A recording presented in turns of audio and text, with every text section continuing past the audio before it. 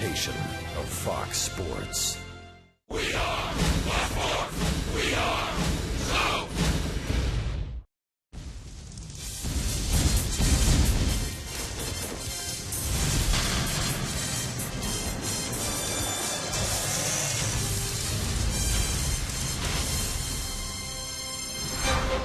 It's another beautiful baseball night here at Turner Field, where all year long Braves baseball is brought to you by Academy Sports and Outdoors. The right stuff, the low price, every day. Braves fans getting their game face on for Game 2. It's the Braves and the Mets, middle game of our 3-game season opening series here in downtown Atlanta. Hi again, friends. Along with my partner Joe Simpson, I'm Chip Carey. Rough start to the home portion of the schedule last night. The Mets shut out the Braves by a final score of 4-0, and far too many times, partner, in the first week, the Braves having offensive troubles again, this time with New York. Mostly at the top of the order, too, Chip.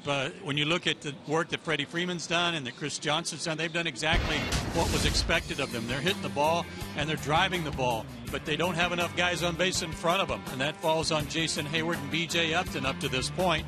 As you see, Jason, who got off to a pretty good start in Milwaukee, is 0 for his last 22. B.J. Upton, no walks, 138 on base percentage. So while Freeman and Johnson are doing well, they got to get somebody on base in front of them. And tonight, Freddie Gonzalez has adjusted his lineup, and Andrelton Simmons will move up to the number 2 spot in the batting order. In his career, 21 games in that spot, he's hit over 300, so that's a good sign. And also, Jordan Schaefer will get the start in center field. He'll bat 8. We'll see if that kind of jump starts the Braves offense tonight. Yeah, no strikeouts for Andrelton Simmons, and this Braves offense dead last in the National League so far with just 15 runs scored. So that's the bad news. The good news is the Braves pitching has been outstanding, and they get some more help. Irvin Santana gets the ball for Atlanta tonight. He makes his Braves debut. I think we're all excited to see him pitch in a Braves uniform after the fanfare and the good work that the Braves front office did to bring him into the fold after the injuries to Medlin and Beachy. Well, tonight we get to see him on the mound here at Turner Field against a tough customer, a kid from the Atlanta area. Zach Wheeler, who graduated from East Paulding High School, makes his 4th start against the Braves, and as you see, he's undefeated so far against his hometown team. Let's see if the Braves can break into the win column for the first time this year here at home. They did that 56 times last season. Irvin Santana debuts for the Braves against the Mets when we come right back.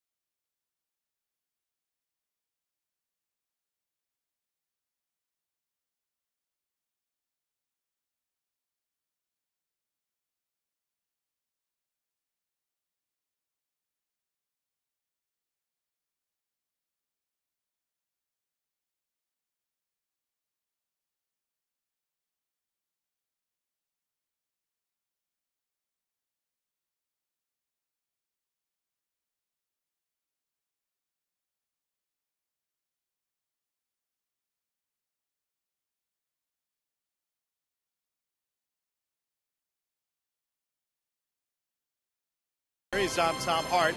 How do you replace the irreplaceable? That's the question Braves brass had to ask after Chris Medlin went down with an elbow injury in spring training. Remember, this team won 23 straight games when Medlin started, a streak unmatched since Whitey Ford's 1953 Yankees. How do you replace not only that great arm, but one of the game's great personalities? Well, they think they have that answer. It's our Home Depot tools from the dugout. See, Irvin Santana has numbers that match Chris Medlin almost across the board. ERA, whip, strikeout to walk ratio, and a frontline star that goes deep into games. But he also has an infectious personality, a smile that he carries with him every single day to the ballpark. That's something not only the front office, teammates, media, and fans all appreciated about Chris Medlin. Now we get a chance to see what Santana can do on the mound tonight in Game 2 of the series between the Mets and the Braves, as the former Royal and Angel makes his Atlanta debut in a Braves uniform for the first time. Chip and Joe have the call after this.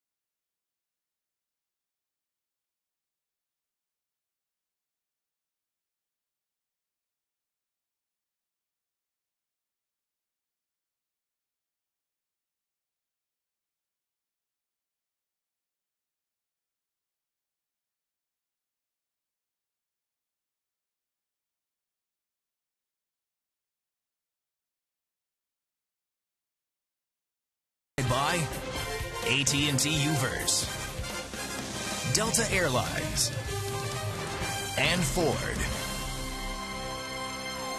It's another beautiful baseball night in Atlanta. Nice crowd has gathered for Game 2 of this Braves-Mets series. Not a cloud in the sky. Gentle breeze blowing across the diamond from left field toward right.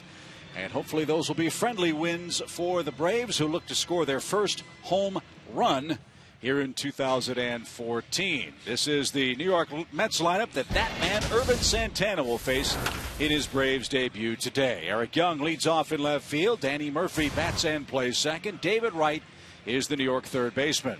Curtis Granderson saw Santana a lot over in the American League and hit 5 homers against him in his big league career. Lucas Duda's the first baseman. Juan Lagares is the center fielder.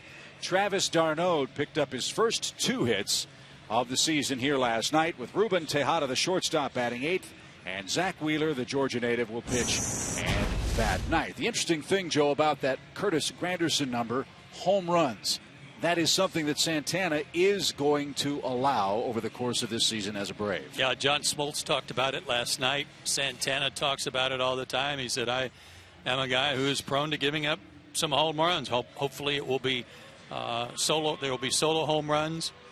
But that is something that's part of his repertoire. 229 homers since 2005. That's the 3rd most home runs allowed by pitchers in the big leagues. And let's hope he motors through that Toyota starting lineup for the New York Mets. And there is the man of the hour, Irvin Santana. 31 years old, 6'2", 185 pounds. He's won 105 games in the big leagues. He's lost 90. Last year he had the 9th best ERA in the American League at 3.24. Very little run support for the Royals. He went 9-10. There are some of his numbers through his 10 big league seasons. And his 4 keys to pitching success tonight. Number 1, nerves. You know, at age 31, you think, well, he probably is a veteran. It's not going to bother him too much, but he's in a new league with a new team. First start, he's probably a little jittery. We'll see probably signs of that in the first inning. And also, he's got to keep his slider down. He has an excellent slider. He throws it a lot. And to be successful and keep the ball in the ballpark, he's got to be on target with it. Here's the Atlanta defense behind Santana for game 2. It is different from last night's opening night affair. Jordan Schaefer gets the start in center field for B.J. Upton. Justin and Jason Heyward will flank him in left and right. Johnson, Simmons, Ugla, and Freeman standard lineup around the infield. And Evan Gattis will be the Braves catcher. Here is your umpiring crew for this series. Mark Ripperger has the plate. We've not seen him work home plate in a major league game. Gary Cedarstrom is the umpire at first. Kerwin Danley is over at second. And Lance Barksdale is the man at third. These Mets, partner, have been a tough customer for the Braves the last year or so.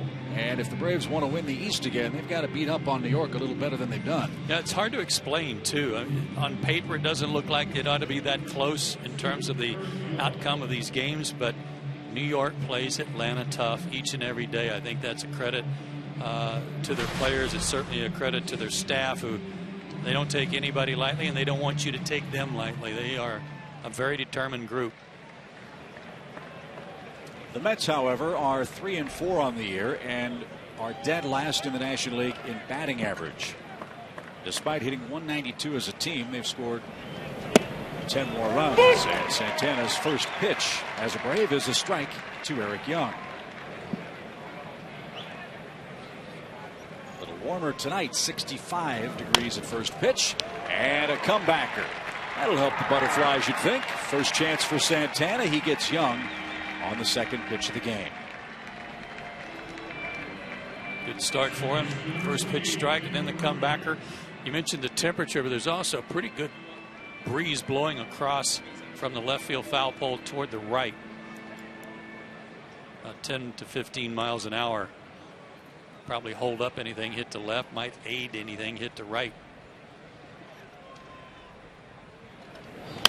Daniel Murphy skies the first pitch out of play, foul. It's a swinging strike.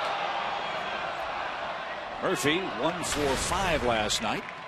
That hit came in the 7th inning, the inning that saw the Mets break the game open with a couple of runs. Also added one in the 8th. And a roller to Freddie Freeman. Santana involved in that play. He'll cover the bag at first. 2 ground ball outs for a man that gives up a lot of fly balls. That's an interesting start. 2 down.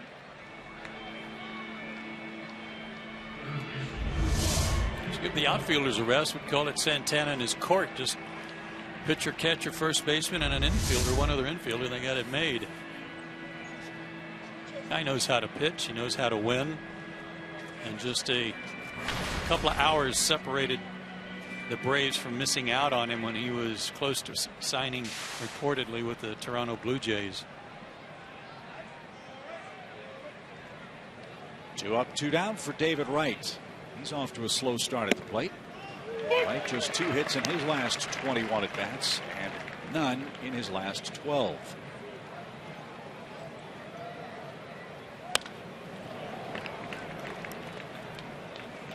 .94 and 93 on the fastballs to David.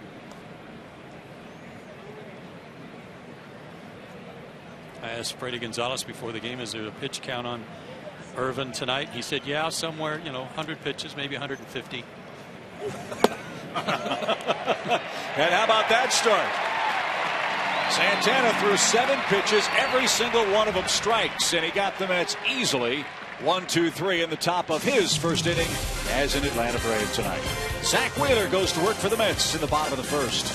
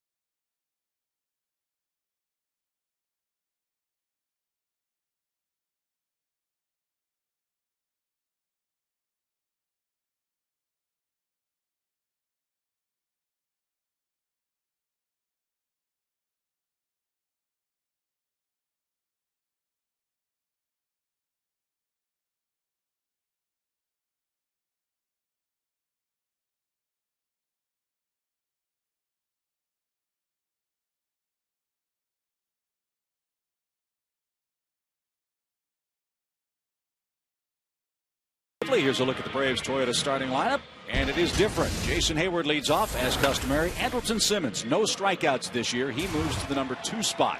Freeman and Johnson have been doing their thing. Justin Upton's in left. Ugla Gaddis. Jordan Schaefer starts for B.J. Upton and hits 8th. And Irvin Santana, of course, hits 9th. Zach Wheeler last year called up by the Mets, made 17 starts, pitched great. 7-5, 3.42 ERA, and even 100 innings with 84 strikeouts. Walked a few too many guys, but what a way to break in last year with the club. He's now 23. And Heyward takes outside. 1 ball, no strikes. Time to get Jason going. He's 0 for his last 22.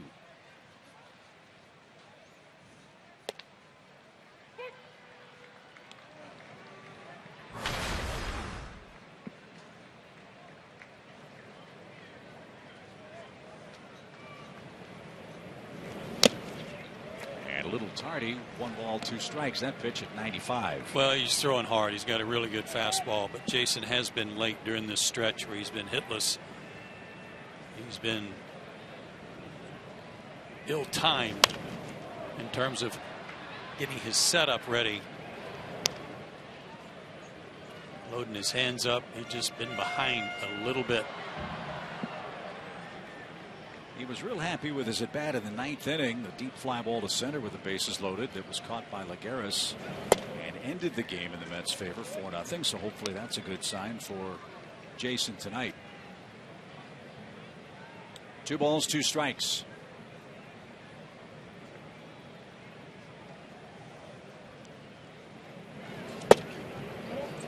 Oh, thought that one was good enough. It missed. Full count. Excellent fastball. 92 to 98.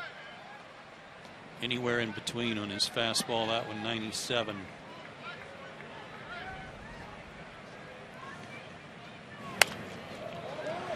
Jason making him work to start the game. That's a good sign too. We'll see an 8th pitch.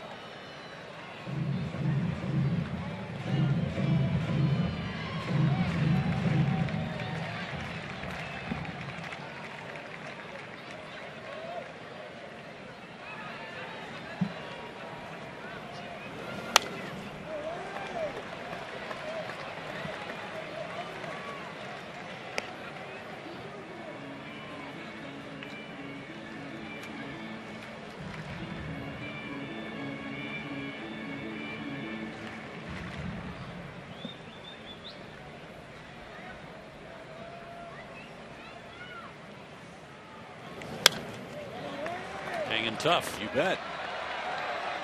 Foul that one at 96 straight back.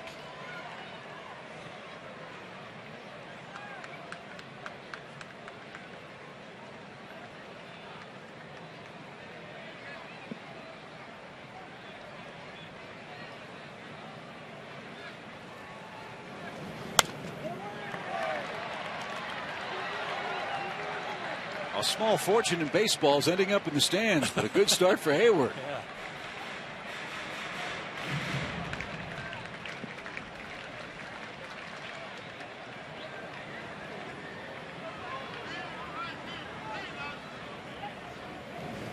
Swing and a drive, hammered deep right. Granderson back. He will wave goodbye.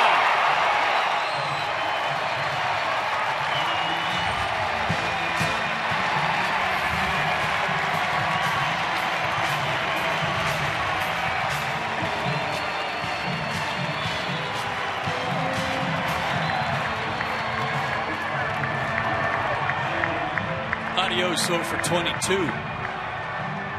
Great at bat. The more pitches he saw, the closer he got to being on time.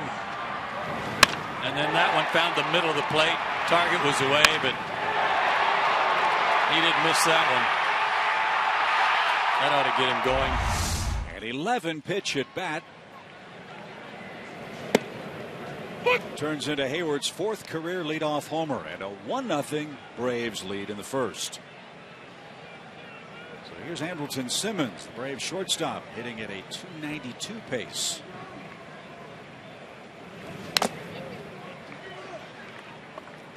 What's so encouraging about Andrelton's start is no strikeouts in his first 24 at-bats.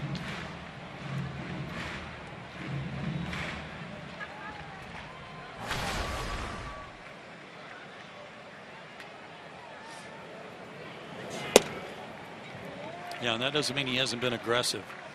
He's had some big cuts.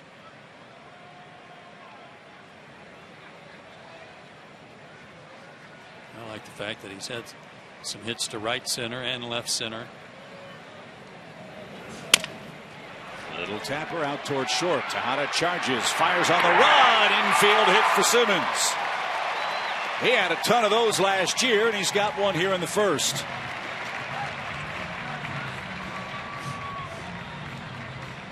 Well, you saw those good numbers when he bats second and comes after the home run by Heyward, which was a great sign for Jason, but also a good sign here.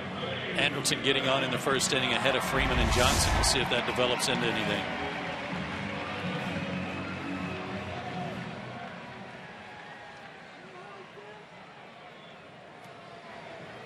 So here's Freddie Freeman. Back-to-back hits start the day for the Braves offense.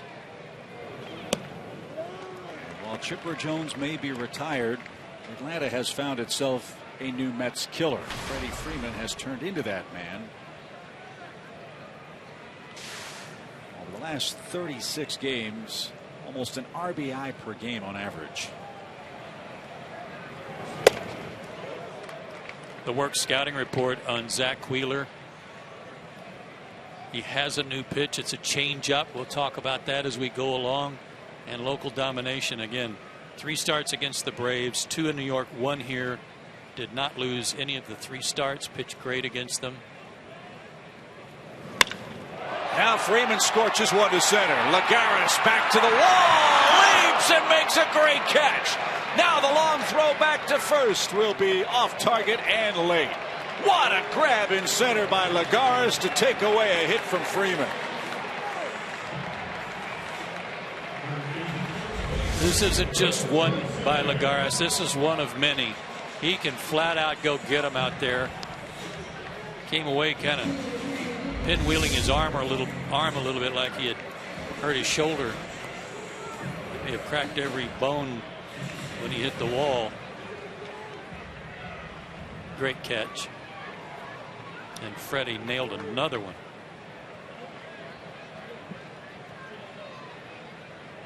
So a runner at first, 1 out after Freeman was robbed, and Chris Johnson the batter. He's hit safely in every game for the Braves this year. This one is booted by Tejada. Murphy will make the stretch at second, and that forces Andrelton Simmons for the second out.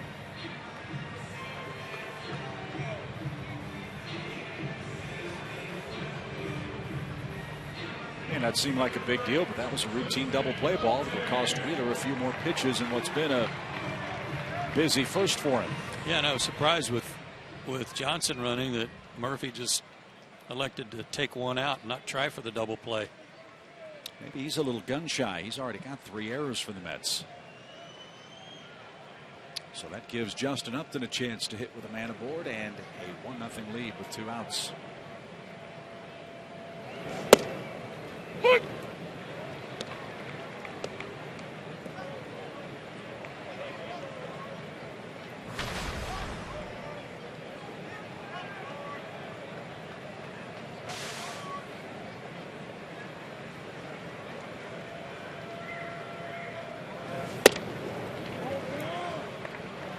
He's got such a wide range on his pitches. We mentioned his fastball can top out at 98. He's got a slow breaking ball that he's already thrown this inning that's about 77, 78. And the changeup is not a drastic change. It's like 89 or 90 miles an hour.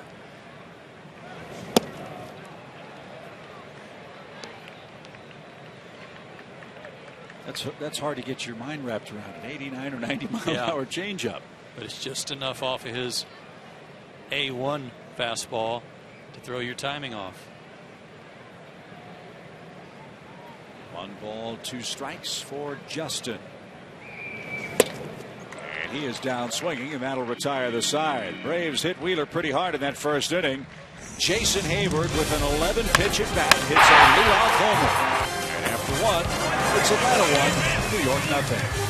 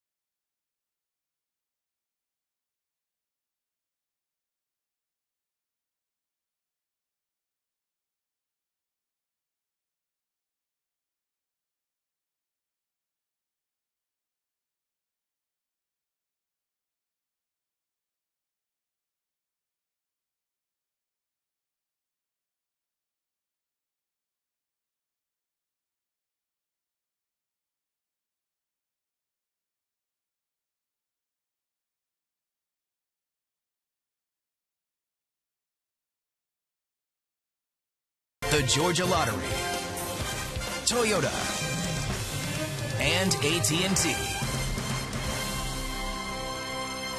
Well, partner, we get Smoltz out of the booth and the offense comes to life. Well, it's amazing how that works, and hate to see John have to go to New York, but adios. And how about Jason Heyward, a leadoff home run in the opening inning after an 11-pitch at bat. And that leads us to the second and our AT&T Uverse trivia question. Since Santana's MLB debut, he's recorded the 6th most wins among current National League pitchers. Who has the most? See, after getting one right, and then we're down one guy.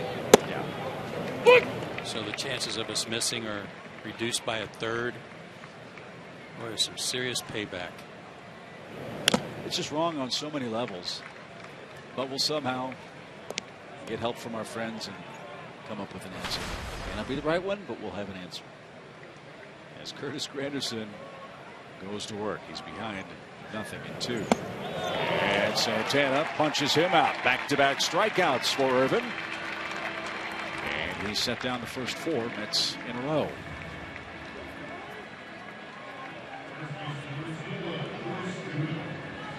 Irvin's got himself a red glove. That's nice.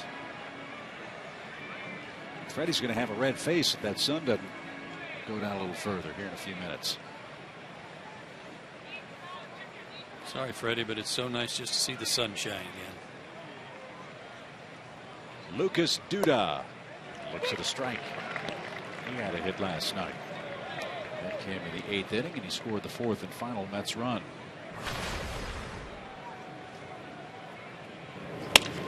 And a liner past Dan Ugley to right field. A 1-out single for Duda. He's the Mets' first baseman. He's beaten out Ike Davis, at least for the moment. And Duda's starting to produce. He's aboard in front of Lagares. It's no secret the Mets' outfield situation last year was not a good one in New York.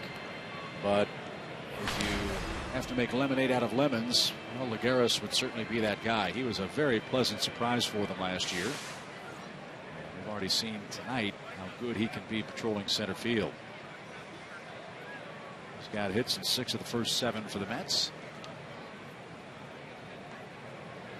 8 hits in his first 24 at bats. Remember, they signed Chris Young too, the real athletic center fielder. He used to play with the Diamondbacks. He's with Oakland, but he's already on the DL. It was thought maybe he would take some of the playing time away from Lagares, but the way this guy's played when we've seen him, I don't know how you can take him out.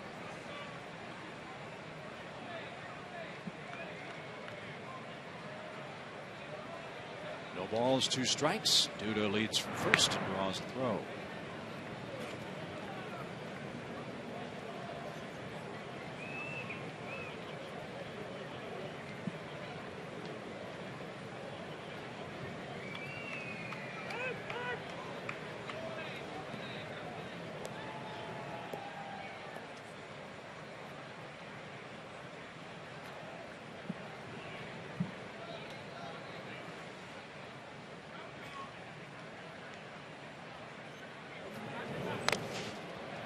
Somehow got a piece of that and stayed alive. Still 0-2. 15 pitches, 15 strikes so far.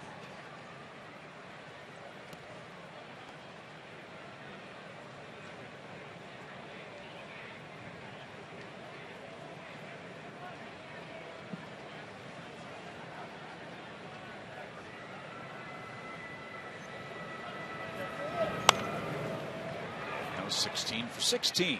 Still 0-2. 2 official spring starts for Santana. 1-0, a 5.40 ERA. As Joe mentioned, 1 start with Gwinnett on Friday. 6 runs, 5 earned, 3 strikeouts, 4 walks over 5 1/3 innings.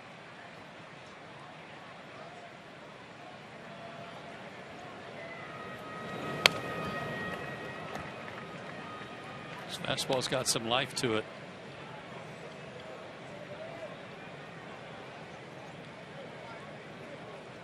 Another good swing there by Lagares to stay alive.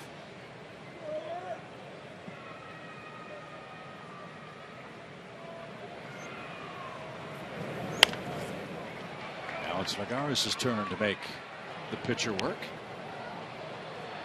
And we'll see another 0-2 pitch.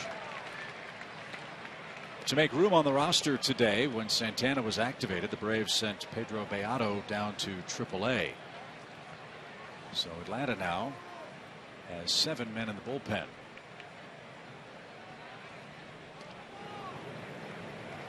And we'll wrap up the series here tomorrow night with David Hale and Henry Mejia.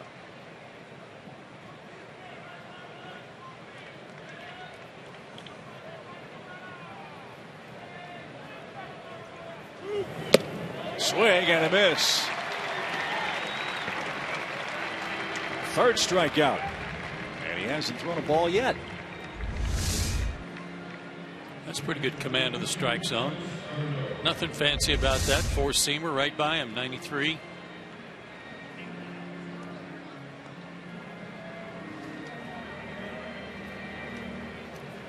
That's something else the Mets have a bit in common with the Braves. They will strike out. They've struck out now 73 times in their first 7+ games. And here's Travis d'Arnaud. Mets catcher started very slowly, picked up his first 2 hits in the game last night.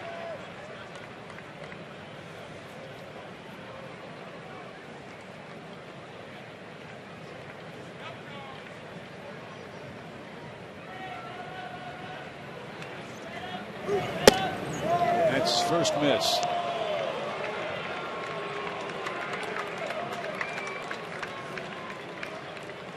Fans giving it to the home plate umpire too. They wanted it to be a perfect night. 1 ball, 1 strike. Mark Rippinger. Deep short. Andrelton slid and slipped, and Freeman the stretch. What a play! Holy smokes.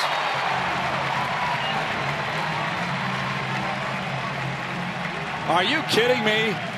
Andrelton Simmons, an incredible play from the seat of his pants to end the Mets' second.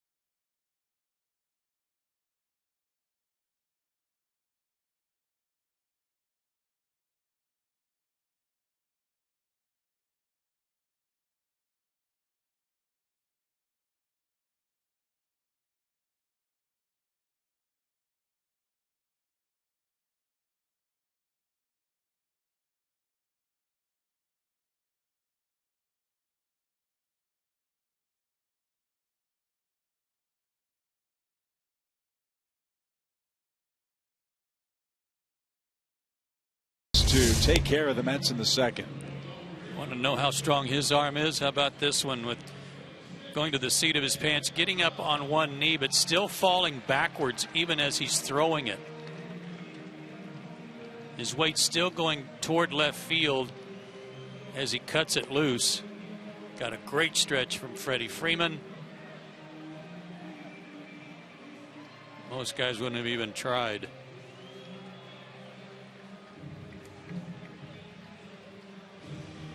You know, he does something, seems like every series, Chip, that's very Ozzie Smith-like. And that was very Ozzie-like right there. Ozzie is good a player, Hall of Fame player as he was. He did not have Andrelton's arm. Dan Uggla goes to work in the second for the Braves. hitting .222, and he had a good cut.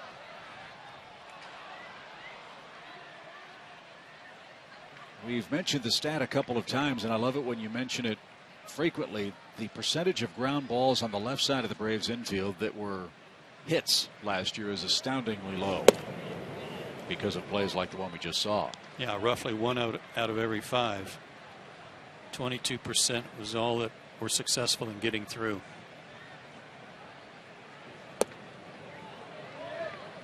So Ungla ahead in the count, 2 balls and a strike.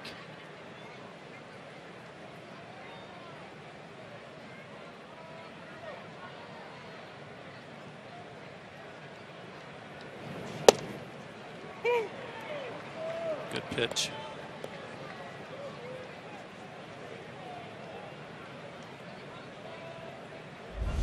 Like it was down and away. Target was down and away and at the knees.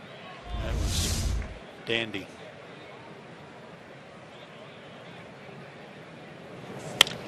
Toward third and just foul.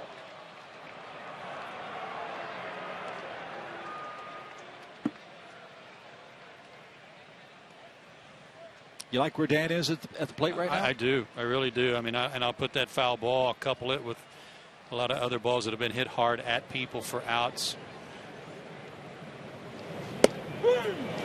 Struck out a couple of times last night. Now takes a call, 3rd strike. But swing plane and all those things on the balls that he's making contact on are really good. There's not a lot of pop-ups, not a big uppercut. So strikeouts are part of the game with Dan and always have been.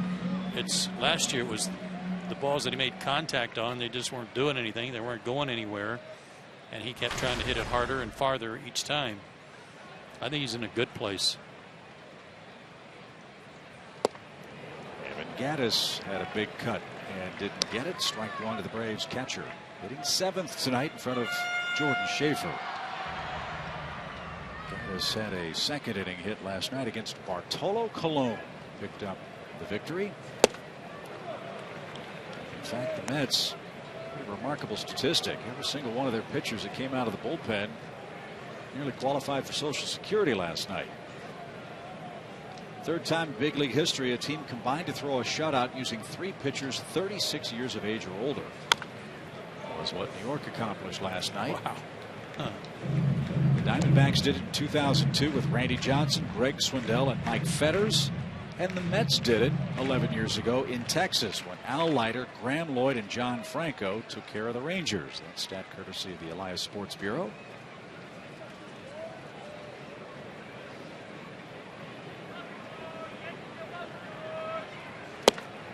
And now Wheeler's starting to dial it in. He struck out 3 straight Braves. 2 are out.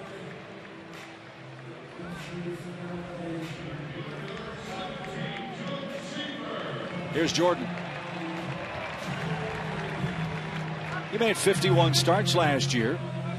He hit .247 for the season, but his year really interrupted by that foul ball in Kansas City. He was hitting well over 300 during a real hot streak for the Braves. That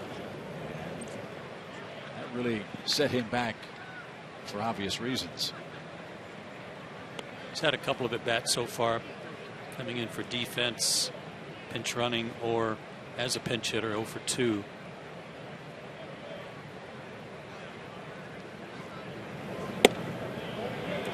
Good to see him up off the knob of the bat too.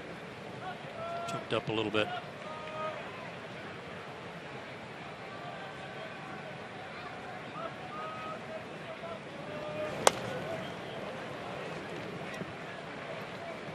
One ball, 2 strikes. Jordan Schaefer, he'd love to reach and let Santana clear himself in this 2nd inning. 1-0 on a Heyward leadoff homer on the 11th pitch that he saw from Zach Wheeler to start the game.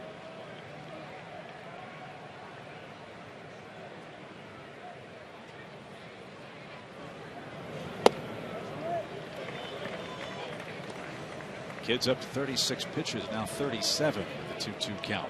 Braves are making him work a little bit. Yeah, Santana's thrown 22.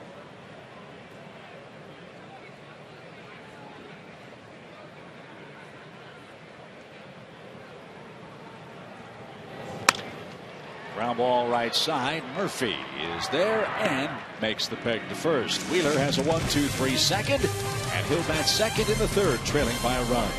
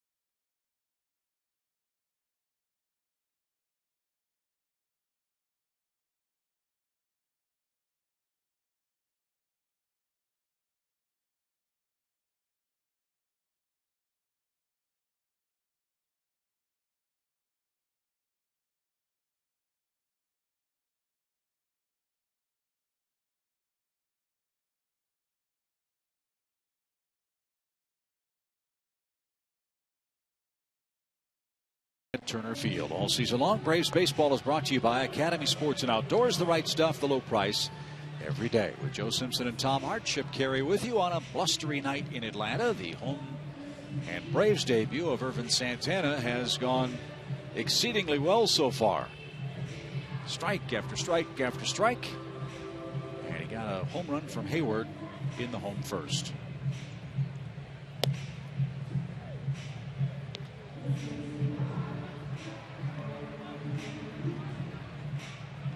In the third, Tejada, Wheeler, and Young will come up for Terry Collins and the Mets.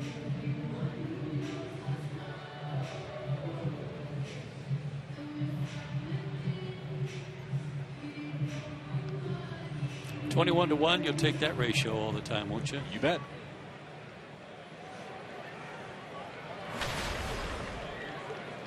Ruben Tejada had a big opening game yesterday.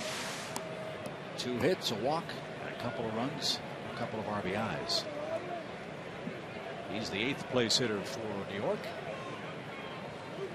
And he jumps the first pitch and skies it towards center. Schaefer is there. He steps to his right. 1 down in the third. Here's Wheeler. If I recall, Wheeler was not a draft pick of the Mets. He's correct. A San Francisco Giant draft pick.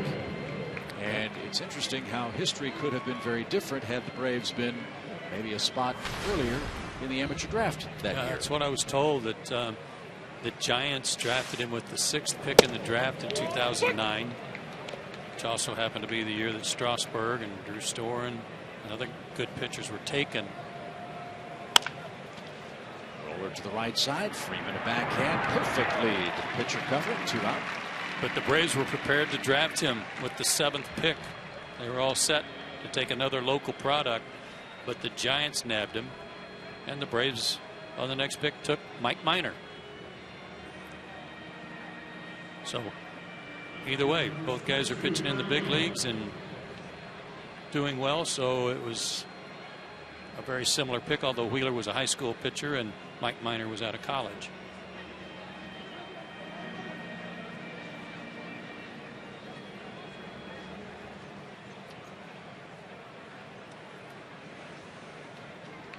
Eric Young tapped back to the mound to start the game. He's got a bit of the strikeout bug. He's struck out at least once in every game so far for New York. That's obviously what Terry Collins doesn't want to see. They want this guy on base and stealing bases and creating havoc. And he's behind here. No balls, 2 strikes.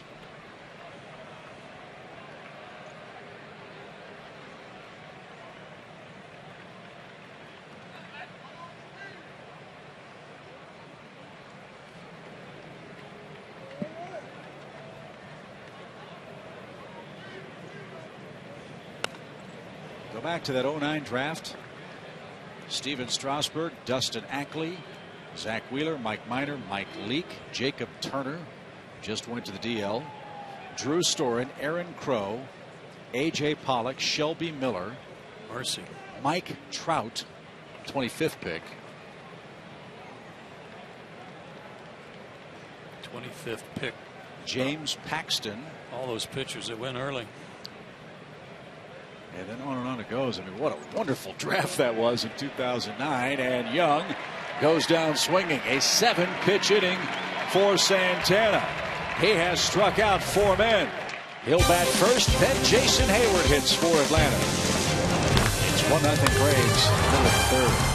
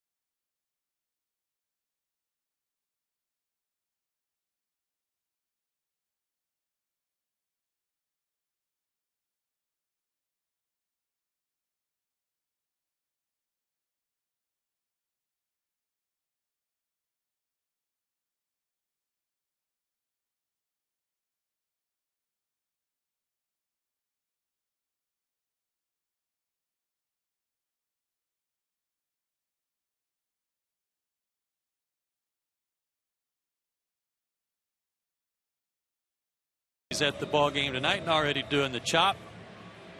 Great to have the Fay girls here tonight. And it's time now for you to tweet your photo. That would have been a great tweeted photo. To hashtag BravesFanPhoto. Your chance to have it shown on an upcoming broadcast could follow. That's brought to you by our friends at AT&T.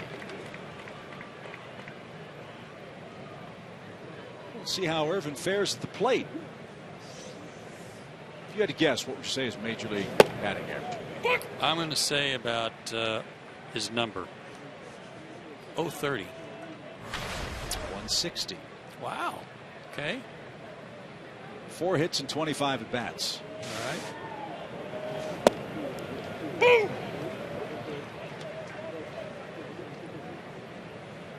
And he got one chance to hit last year while pitching for the Royals during interleague play. And he'll have a seat as Wheeler is pumping fastballs over. That's his 4th strikeout of the game. Here's Jason Heyward, already our SunTrust shining moment tonight. What a great at bat. Fouled off pitch after pitch, and on the 11th one of the at bat, launched his 2nd homer of the year into the seats. The appreciation of Freddie Freeman and Carlos Tosca there in the dugout, and everybody here. So Heyward's 2nd homer of the year, his 4th career leadoff homer. And it just had that sound, didn't it? Yep. It's because he got it out front. There's that 77-mile-an-hour slow curve.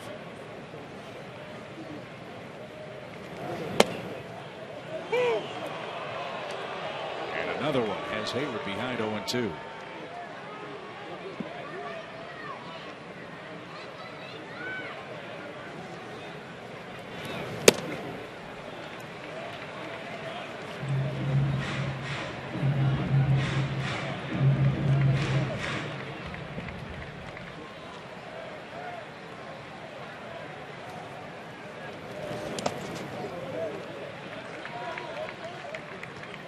Here's Heyward's home run swing. Hardly any stride at all here, and in the point of contact, head down, so much different than such a difference from the foul balls and from his recent at bats where he was late.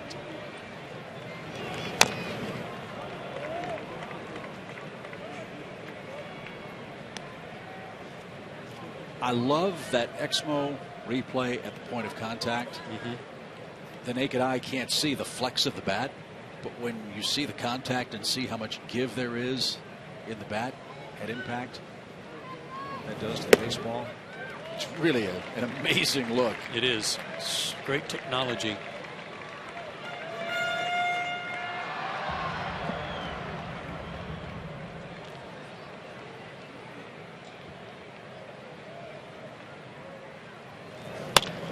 Jason Heyward is 2 for 2.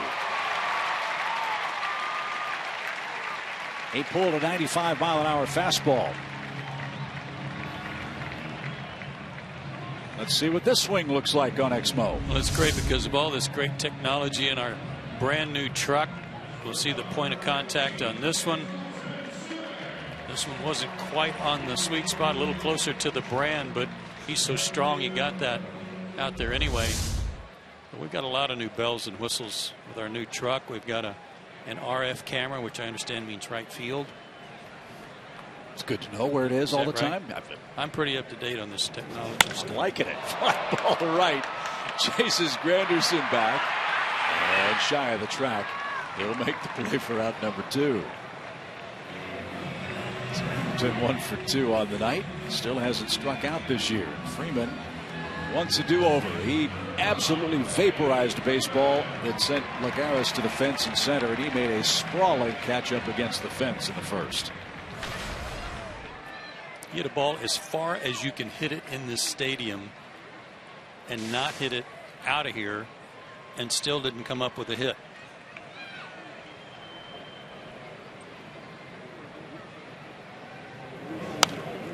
You can still see the damage from even our vantage point of where the spikes of Lagares stuck in the fence. If he didn't catch the ball itself might have made a dent like that. Here they are, the two spike marks.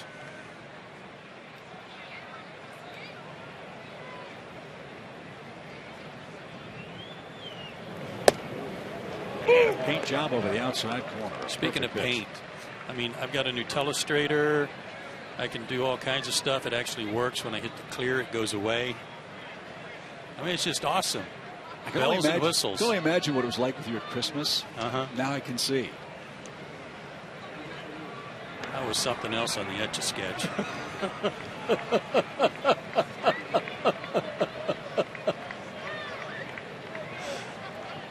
No balls, 2 strikes.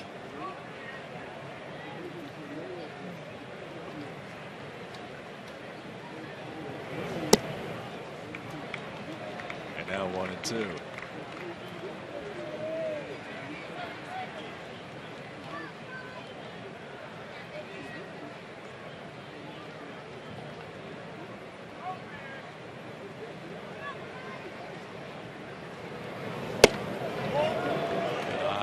Tough pitch. Slider biting in on his hands.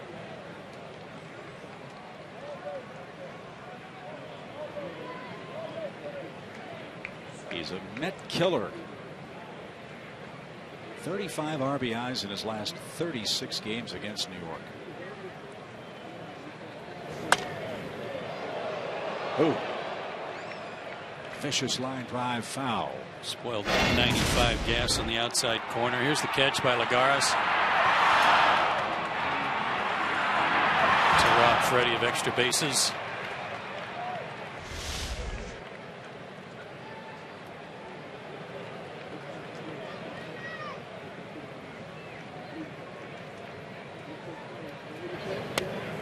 Oh, the slow curve just missed. That is such a good weapon. When you're throwing as hard as he does and just kind of lollipop that pitch in there, guys are out on their front foot real fast like Freddie was, and to lay off, it's so hard to do. There goes Heyward. 3-2 pitch is cut on and missed. And Freeman is down on strikes. 5 of those for Wheeler. He trails by a run.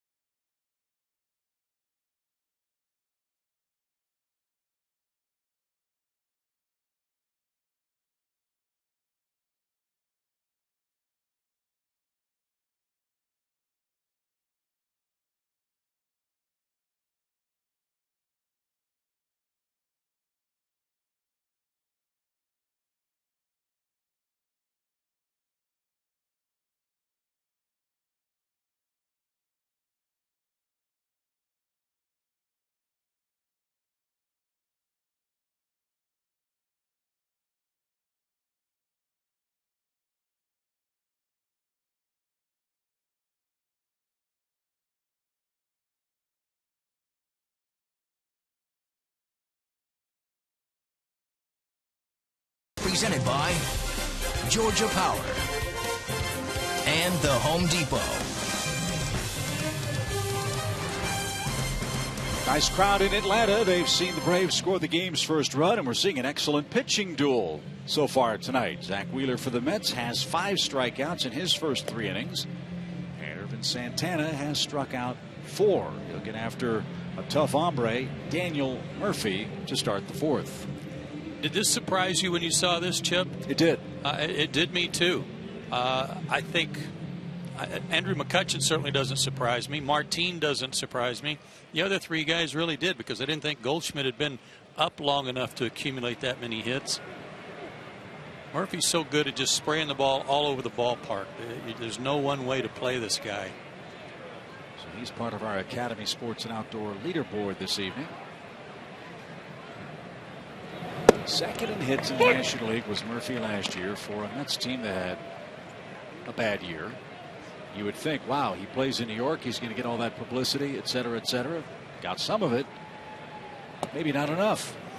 And I thought I read during the wintertime that he was out there to be had if somebody wanted him. But you got to defend him line to line. And it seems like when we play these guys, especially in New York for some reason, if the game's on the line, you got to face him. You got to face him. You got to face David Wright. Yep. Like the Padres with Tony Gwynn in the old days. Somehow, some way, the baseball gods make that happen.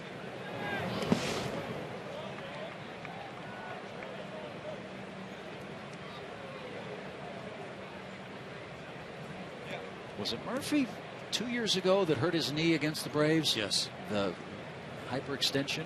Yes. Cost him a lot of time. Jose Constanza, actually, I think he had to have ACL surgery. That's right. It was Constanza. You're right. And there's Murphy with a liner right to Simmons. Hard hit ball. But at Andrelton, and the leadoff man is gone in the Mets' 4th. Here's Wright. David struck out on a check swing in the 1st.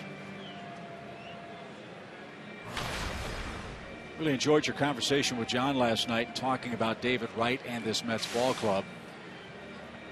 Losing Matt Harvey is a big blow for this team.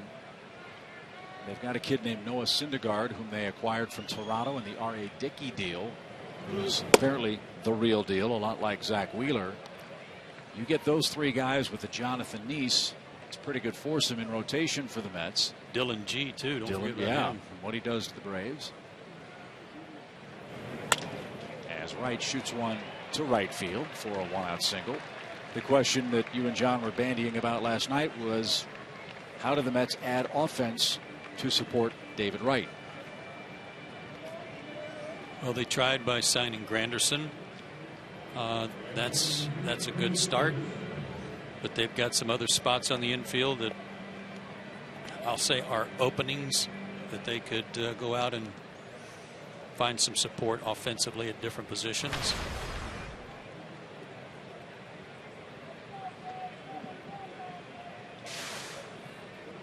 Granderson struck out his first time. He's a 3-time All-Star. A lot of time with the Tigers and the Yankees. He was really held down last year by injury.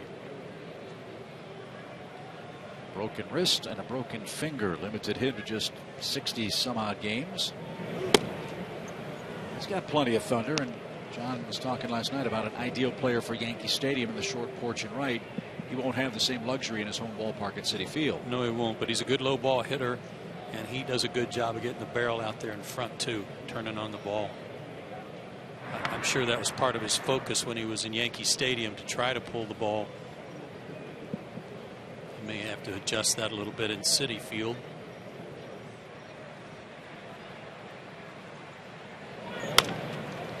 Bouncing ball to Freeman at first. He'll take the sure out. David Wright in safely at second for Lucas Duda, the Mets first baseman. This is one of those spots in their lineup, not in their lineup, but a position player, first base, because of the decline of Ike Davis, and hoping that Lucas Duda can fill the spot there and be productive. That's a spot they could really improve offensively. They're hoping Duda can hold that down and put up some good numbers for him this year. They need him to. Duda had a miserable, Davis had a miserable season for the Mets last year. He was sent down to AAA after he had a horrible run with a ton of strikeouts for New York. But since Duda has won the first base job, Ike Davis has got 4 hits in his last 6 at bats. Very small sample size.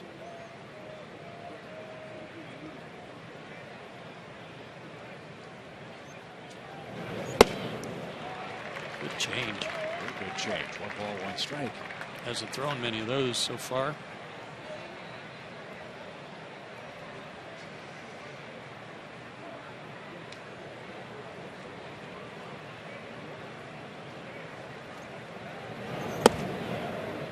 Just inside, 2 balls and a strike.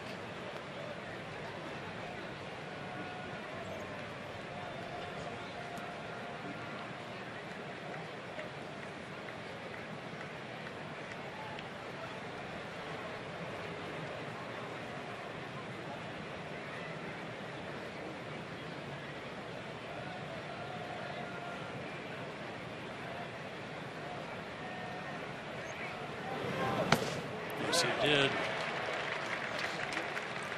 It's a good slider. Actually took a little off. That may have been a curveball, but when he can throw that slider down and that back foot slider to left-handers, it's tough to lay off. That was a slider. He throws a lot of them. 2 balls, 2 strikes.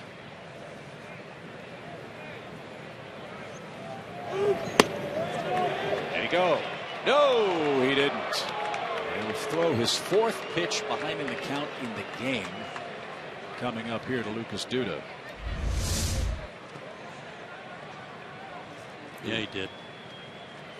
What a break Duda did.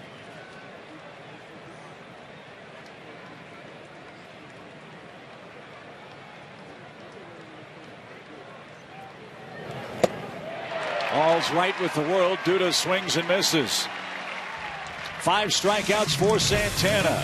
Chris Johnson leads off our Delta Airlines on deck trio, leading 1-0 next.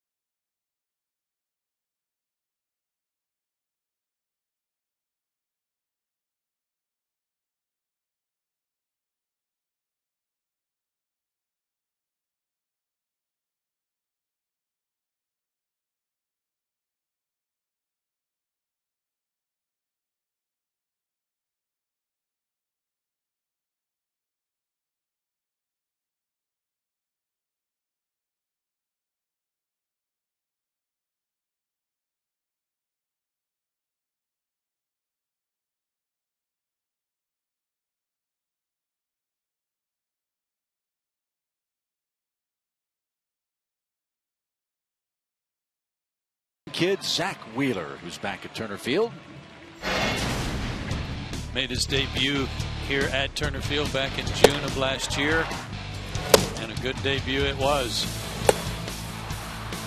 Throwing some balls right by some guys. And then after the game he was talking to his folks, his teammates decided they couldn't wait any longer in the clubhouse for him, so they came out and doused him on the field. Out of East Paulding High School. Like maybe a picture there with some older brothers.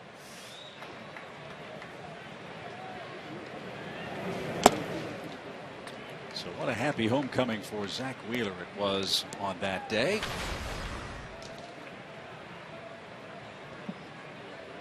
Third pitcher in team history to earn a win while throwing 6 or more shutout innings in his big league debut. As Chris Johnson sprays one out of play, foul. 1 ball, 1 strike. Chris R. Georgia Lottery hitting the jackpot. He's hit in every game played so far this year, and how about this, hit in 100 of 142 games he played in last year. That's outstanding. Second in the league in hitting. Now, when we talk about what could have been with Zach Wheeler as an Atlanta Brave, it's not the first time a future New York Met very nearly became a Brave.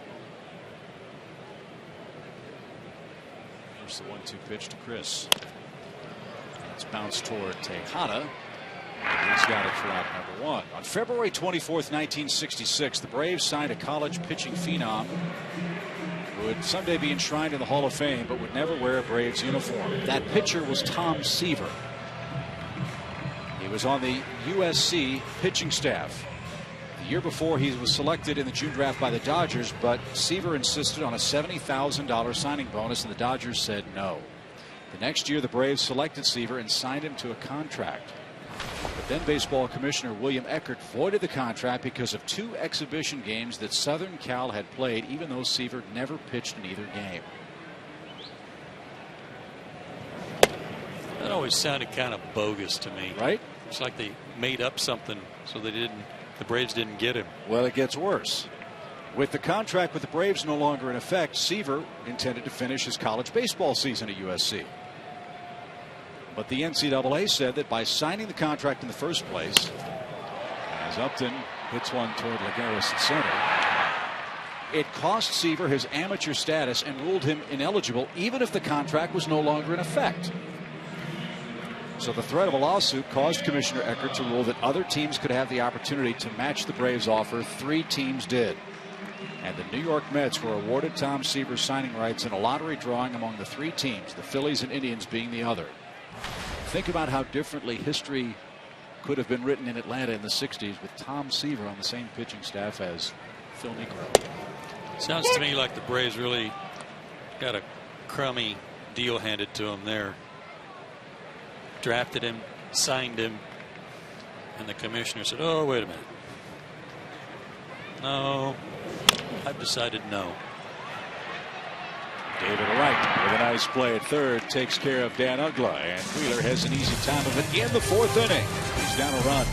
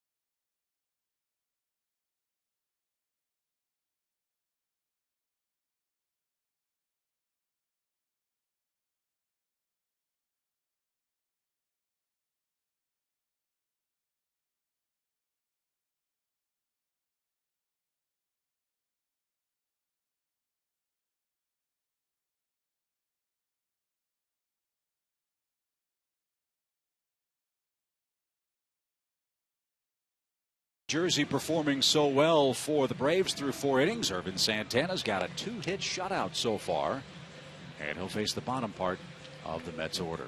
Our friends at Delta Airlines are proud sponsors of the Atlanta Braves. We'll see them on Sunday. Braves will wrap up this homestand with a 3-game series with Washington, and then we'll head up to Philadelphia for our first look at the Phillies, and then a 3-game set with the Mets at Citi Field. Boy, has Santana been efficient. 45 pitches so far, 37 of them strikes. Staying ahead in the count, throwing first pitch strikes, making him hit his pitch.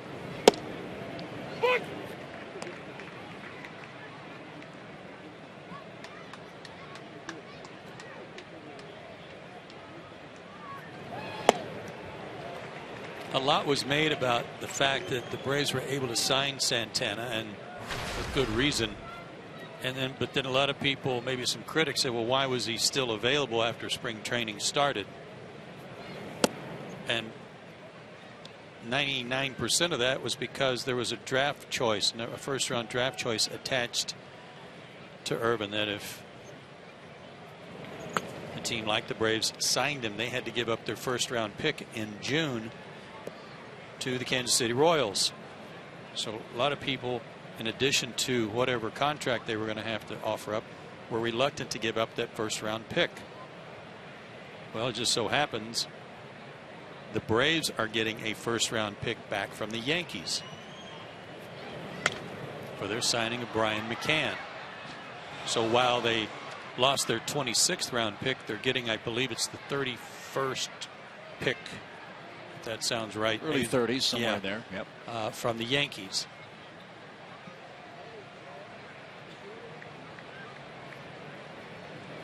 Two balls, 2 strikes for Lagares.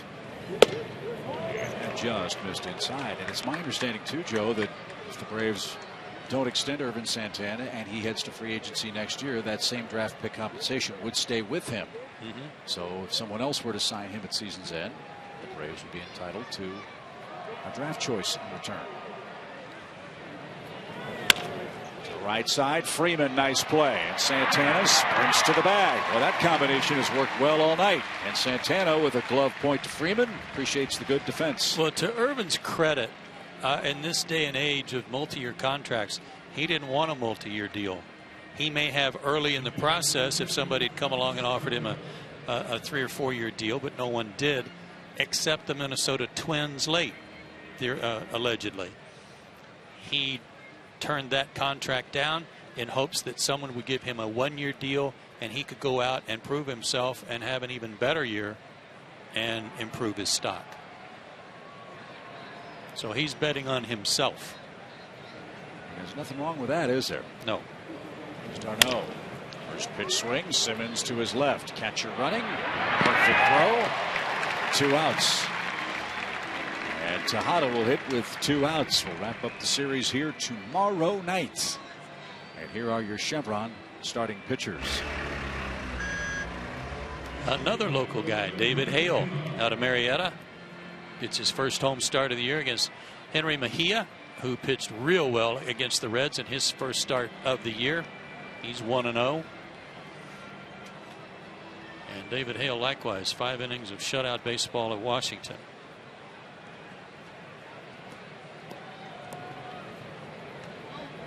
Ruben Tejada flied out to center. That started the 3rd inning for New York. We're in the 5th. 1-0 Braves lead.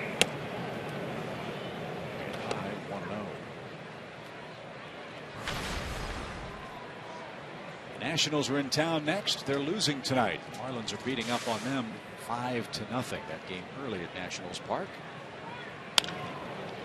A shot to right. Heyward nears the line and gets there. Santana, 55 pitches, 43 strikes, and a shutout through 5 innings.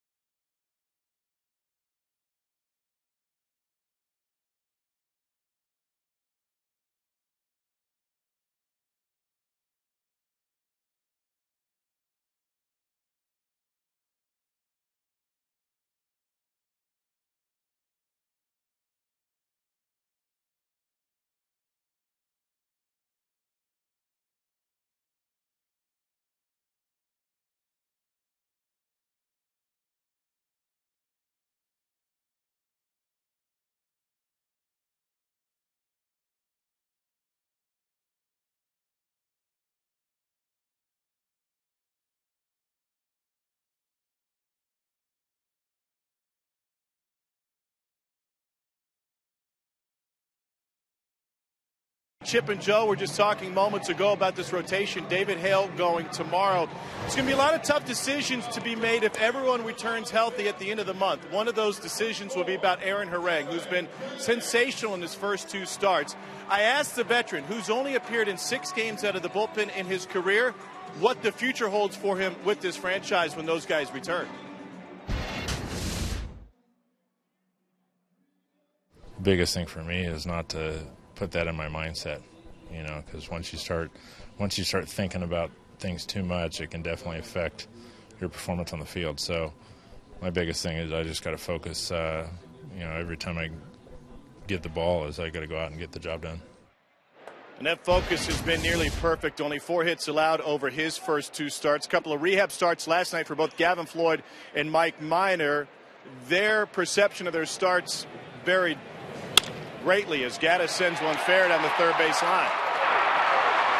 Eric Young digs it out in the corner. Gaddis has a leadoff double. It was really interesting. Gavin Floyd got the start at the AAA level last night. Mike Minor came on in relief. They both threw around 60 pitches, and Minor got the win. But while Floyd felt good about his start and said he was only experiencing the normal next day soreness, Minor wasn't happy at all. In fact, he said the experience was nothing to write home about. Freddie Gonzalez asked him how he felt today. He said, "I don't care about the numbers. How do you feel?" "I feel fine," was Minor's response. And Freddie Gonzalez said nothing to worry about. But Minor, when I asked him about it, said it didn't feel like a spring training start because usually I'm much better in spring training. He's hoping next time out, 4 days from now, will be a different story. As do we all, Tom. Thank you. Great report. As Jordan Schaefer will try to get Gaddis to third or chase him home with the pitcher waiting on deck. You know, in reply to that, Mike Minor is such a quiet, tough competitor. He doesn't show you much in the form of expression, but he's very intense, in my opinion. And I think he's kind of at a point now where he's getting impatient. So he wants good results, and he expects good results. And if they're not there, then he's aggravated. And that's just a sign of his competitiveness, I think. But all of a sudden, what was considered to be a weakness of this Braves ball club coming out of spring training is turning into its greatest strength right now. What with the struggles of the offense. Yeah, back to Harang. He's been outstanding, hasn't he? 1 ball, 1 strike. And Schaefer a little late. Yes, Aaron Harang has been a revelation for the Braves.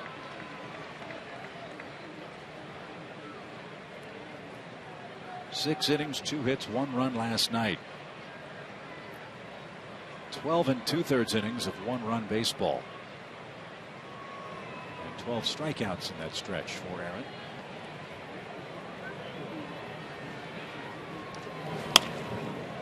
And Schaefer skies one on a play to stay alive. 1 ball and 2 strikes. With the pitcher up next, this is a tough spot in some respects for Jordan Schaefer. You'd like to see him drive the run in, not just get him over to third base and leave him for a pitcher who's been in the American League for a long time.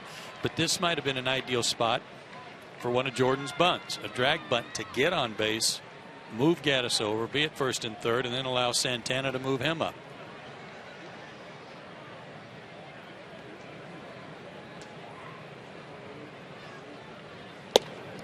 And he swings and misses, and Zach Wheeler has another strikeout. That's 6 in the game. I'll tell you what Wheeler's doing right now, that fastball, is he's keeping it down around the knees. It's got a little hop on it, but it's starting low and on a good plane, and they're not catching up to it downstairs.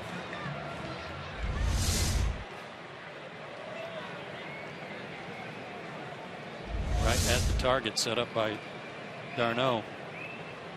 I wouldn't presume to speak for the guys in the batter's box, but sitting up here, he's fun to watch.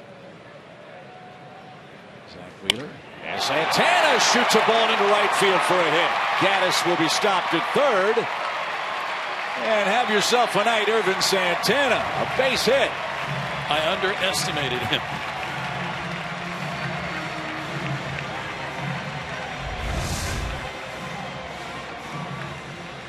Elevated that fastball about belt high. And very Julio Teheran-like going the other way.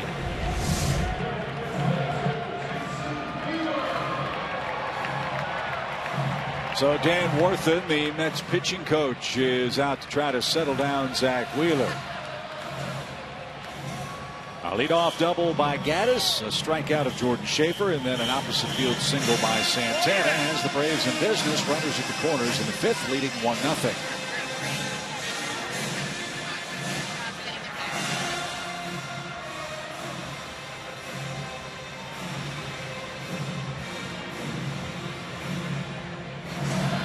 Reason for this meeting is Jason Heyward's 2 for 2. He's turned around a couple of mid-90s fastballs.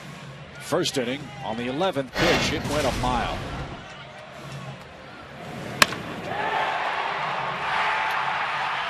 A real no-doubter out over the 390 mark.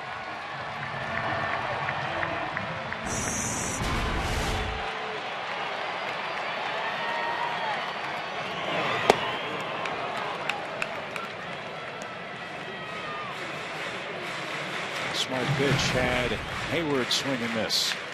0-1 to count. He's done a great job. Wheeler has of mixing his pitches. Jason's forced him to work, though, both at bats. Line drive right field, base hit. Gaddis will score to make it 2-0, and Heyward all over that pitch. He's 3 for 3.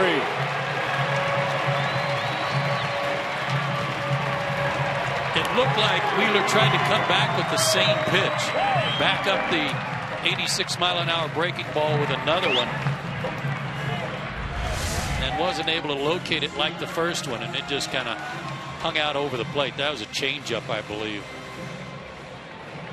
And again, the Exmo technology, point of contact, and a little rosin flying off the baseball. That's a beautiful thing. Great night for Jason to snap out of an 0 for 22. So Santana at second, Heyward at first. The Braves extend their lead to 2-0 now.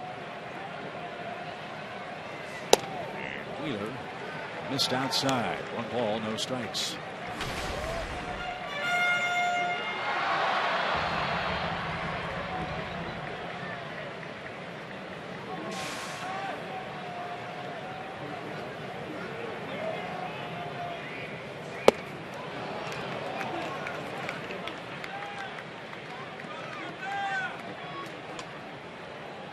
Story of the day for the Braves is not only Santana's debut, but the offensive lineup shakeup. Simmons in the lineup, hitting second for the first time this year. A 5-game hitting streak.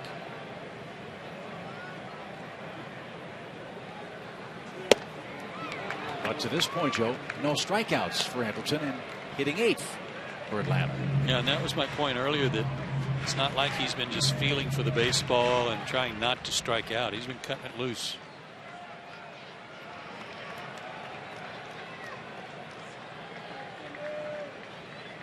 Let's see if he can put it in play here with a 1-2 count. Good eye, 2-2.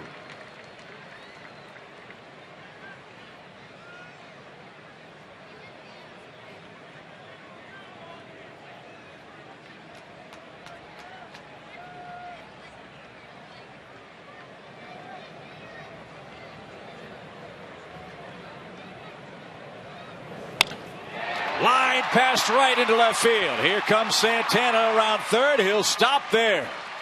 Andrelton Simmons hits a bullet into left field. That looked like a breaking ball. I don't know that anybody's hit his fastball. Yeah, but a little short slider, front door slider, and Andrelton's all over it. They were kind of playing up the middle, naturally so. They were playing for a double play ball. So there was a lot of room between Tejada and Wright. He pulled it right through that hole. So now a chance for a very big inning. The bases are loaded for the Braves with 1 out. Freeman's the hitter.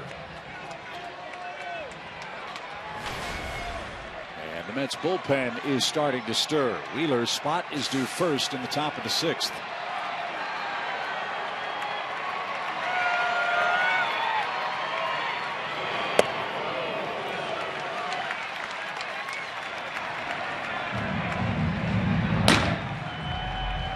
Juris Familia is the first man up for the Mets.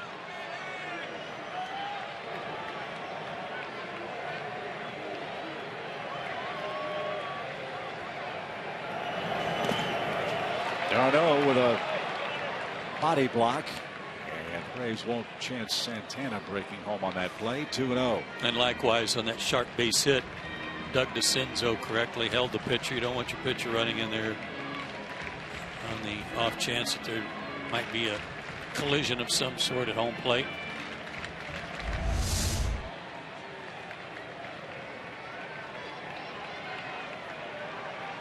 Especially with Freddie Freeman up there. Let him hack away. I drive everybody in.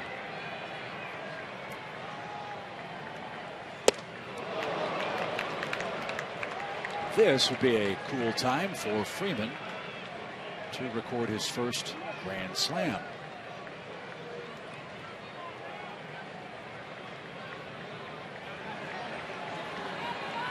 All eyes are on the big Braves first baseman ahead in the count with 1 out.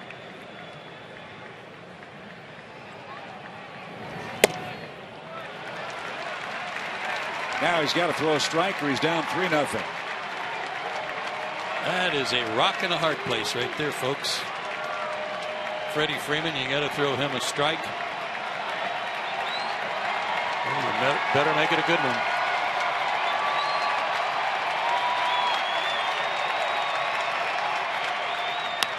Line drive left field, base hit. 1 run scores. Here comes Heyward. Right won't cut it off. Heyward scores standing up. And Freeman singles home 2 more. It's 4-0 Atlanta.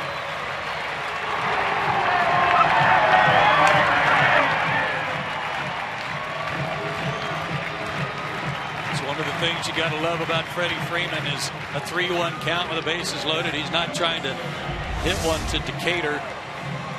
He hits it where it's pitched. Fastball down and away a little bit. He takes it the other way. And Doug DeCinzo, knowing that Eric Young Jr. is more of a second baseman than a left fielder and has a second baseman's arm, took advantage of that and sent Heyward, who scored easily. Well, this has been a fun inning. The Braves have scored 3 times on 5 hits. Irvin Santana helped himself with a 1-out single and scored his second big league run. In the process, now he leads 4-0. Here's Chris Johnson. See if he can get in on the fun.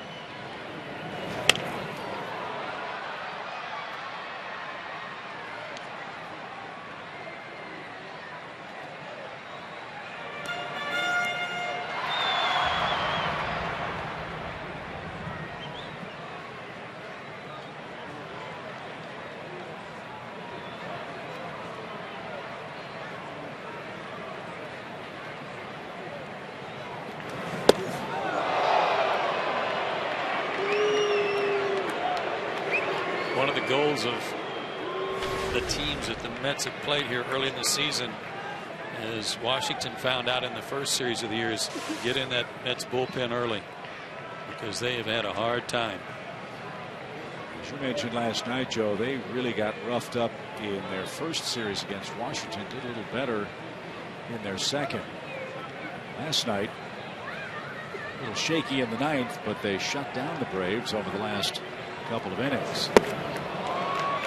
All 2 strikes for Chris. They gave up 11 earned runs in 9 1/3 innings against Washington. 2 earned runs in 8 innings against the Reds. That was the second series. And again, no runs, 2 hits in 2 innings last night. Well, that was some good improvement for sure. They only had 1 way to go. Yeah. 1 ball, 2 strikes for Chris. 2 on, 1 out. And Wheeler missed badly inside. Well, the pattern on this at bat has been knock him off the plate and then slow curve away, knock him off the plate. Let's see if he follows suit again.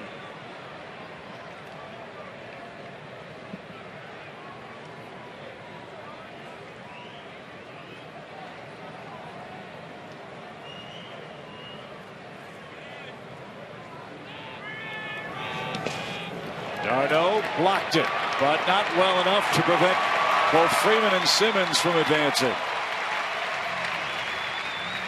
And all of a sudden, the impeccable control of Zach Wheeler is eluding him in what's got to be a frustrating 5th inning. He did come back with the breaking ball, but threw that one so far out in front of the plate that d'Arnaud had very little chance of corralling it. Good heads-up base running by Simmons to bounce off there as soon as it hit the dirt. The Mets infield comes in with a full count. Wheeler about to make his 90th pitch of the game.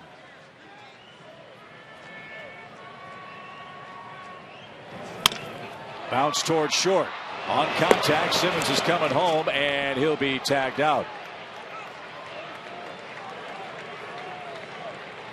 So playing the infield in saves a run for the Mets. Simmons out 6-2 at the plate. And that's the second out of the inning. Of course, there are new collision rules at the plate. Catcher cannot block the plate and not allow the base runner a path to the plate without the ball. And you saw Freddie Gonzalez briefly come out of the dugout, I'm sure just to check on Simmons to see if he was all right. And d'Arnaud played it correctly, and Andrelton Simmons can do what he did unless he changes his line to the plate. If he's running right down the line and the catcher is there, he has every right to run into him. If he's running toward the right-handed batter's box and then tries to take a shot at the catcher, then he's in trouble. So well played by d'Arnaud and Simmons, and by Tejada to make a perfect throw. 2 outs for Upton. And Justin takes high. He's 0 for 2 tonight. He's the 8th man to hit in the inning for the Braves tonight.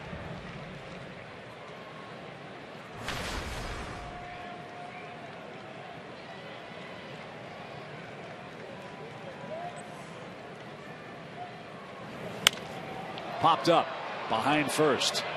Murphy, long run near the target. Granderson there as well, and they'll both slide and run out of room.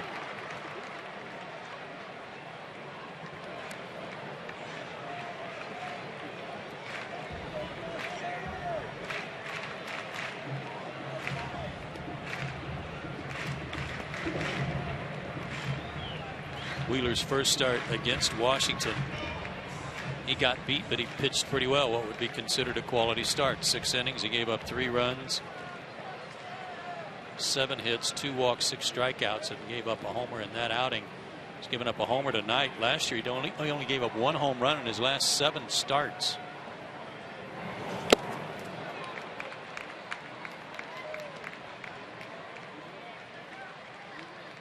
Don't know if this will be his final inning. Again, he's set to lead off the 6th for the Mets. He's just thrown his 28th pitch here in the 5th. Freddie Freeman drove home 2. Chris Johnson's at first.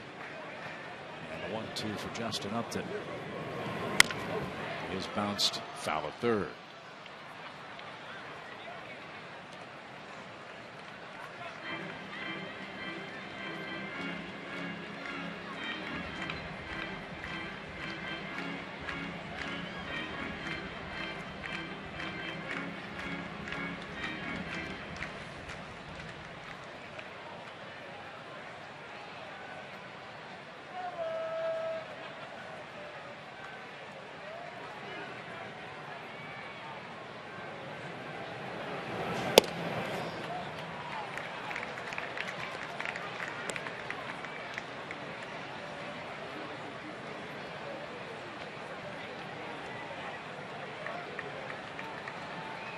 I think it was a fastball that Justin struck out on in the first inning. I bet he'd like to have one more crack at that pitch, especially one that's down. Toward third, Damon Wright. Oh, what a pickup on a tricky hop. Wright hung with it and retires Upton and the Braves. 8 men hit, 3 of them score, and we go to the 6th. The Braves now lead 4-0.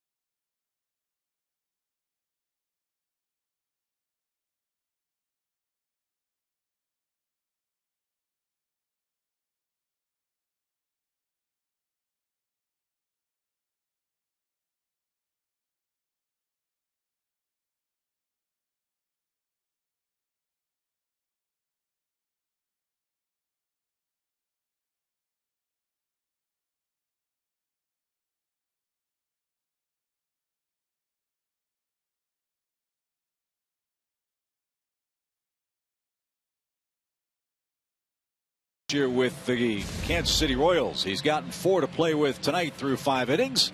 And it's time for our Volkswagen pitching performance. Check this out. Starters last 7 games, they lead the major leagues in ERA and opponents batting average against them at just 183. And how about Irvin's first start in a Braves uniform here at Turner Field tonight? 2-hit shutout working, no walks, 5 strikeouts. I don't have his pitch total in front of me right now, but at one point he had thrown 21 pitches and 1 was a ball, and it's pretty much continued like that through 5 innings. I've got him at 55 pitches, 43 strikes. There you go.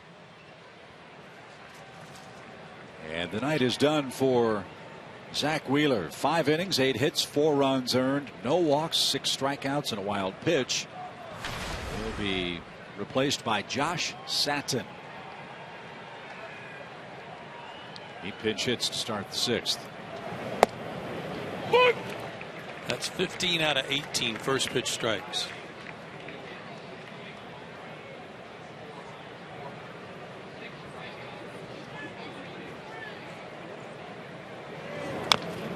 There's only one man in Major League Baseball with rookie status last year with over 175 at bats that got on base more frequently than Josh Satin did last year.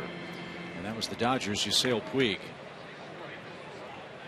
This guy's got power too.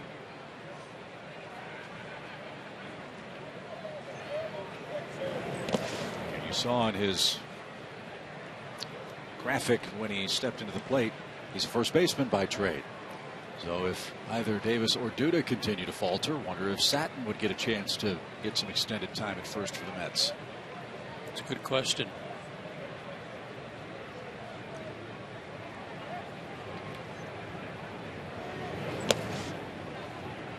Two and two.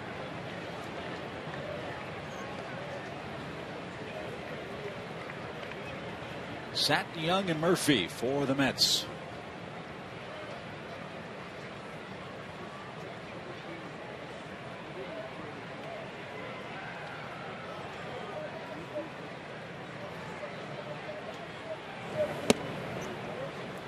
And a rare 3-ball count.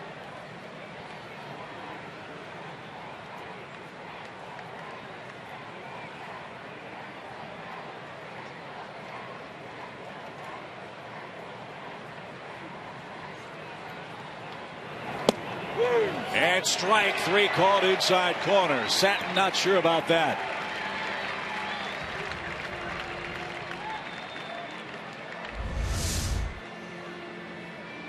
Fox tracks. Yeah, that rubbed the corner. I think it looked worse than it did the way Evan caught it.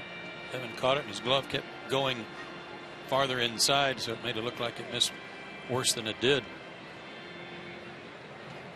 Good start to the 6th. Here's Young. He's 0 for 2. So his string of striking out in every game continued. It came in the 3rd. And he tapped back to the mound to open up the game.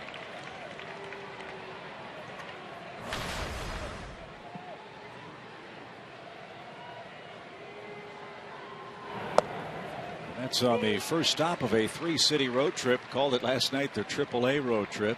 They're at Atlanta, at Anaheim, and then at Arizona. Tonight the Braves are in the 2nd day of 16 games in 16 days. And another comebacker. Young is an easy 2nd out.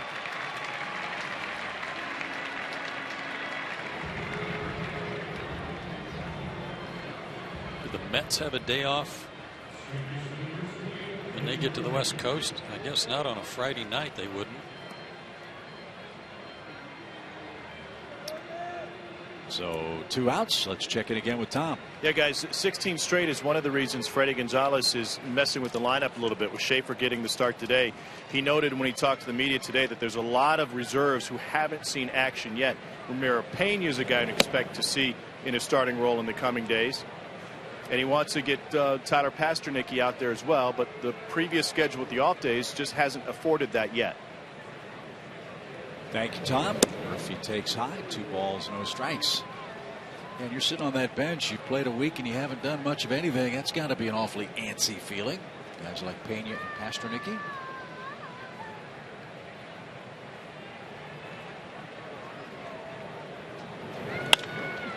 toward third and just out of reach of Chris Johnson, and Joe mentioned it earlier.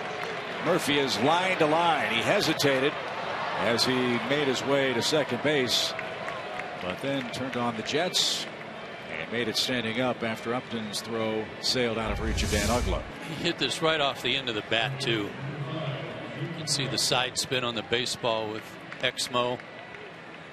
Oh boy, just out of the reach of the leather of Chris Johnson.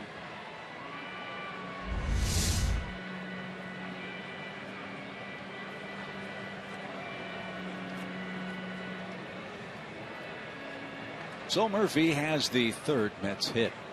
They have left 2 on base tonight. Here's Wright. David snaps an 0 for 13 streak with a 4th inning single.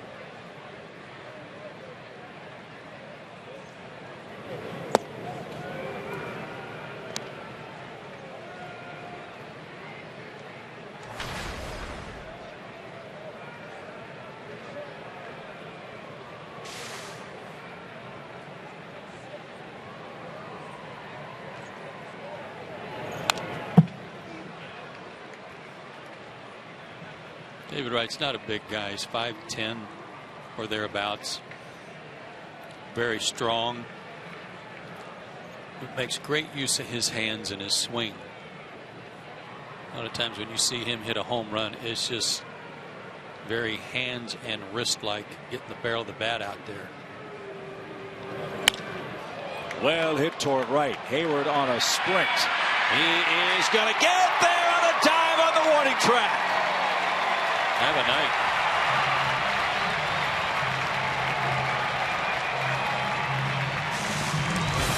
Great catch by Heyward. Robs David Wright and keeps the shutout bid alive in Atlanta.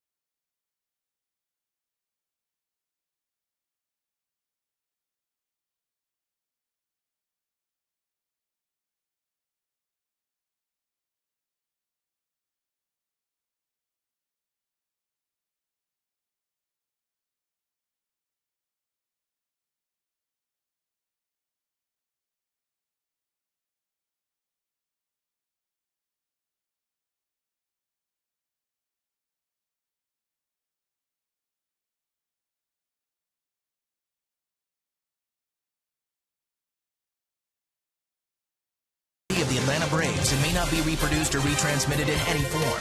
The accounts and descriptions of this game may not be disseminated without the express written consent of the Atlanta Braves. Well, the Braves are doing it all tonight. Outstanding starting pitching, great defense, and timely hitting. 4-0. The Braves beating the Mets by the same score they were beaten by in the home opener last night. Zach Wheeler's night is done. Take a peek at Juris Familia. 9 games in an injury-plagued season for New York last year. Well, this guy can bring it. 91 to 98 with his fastball and a slider. Very hard slider. Has a few issues with command on that fastball, but it's a good arm. He missed a lot of last year with bicep tendonitis.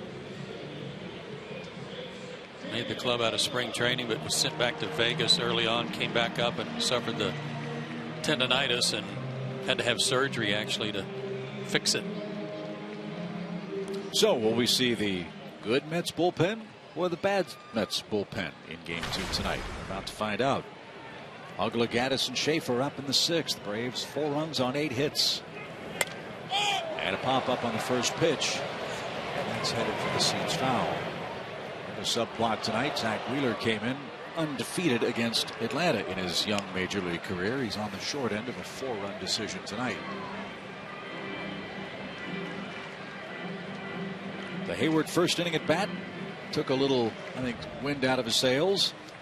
And then a near 30-pitch 5th inning in which the Braves scored 3 runs has broken open the game to this point.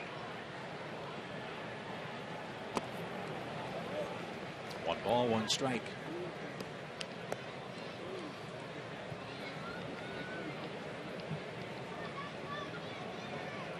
Jason Heyward 3 for 3 with 2 runs, 2 RBIs, and a great catch a moment ago.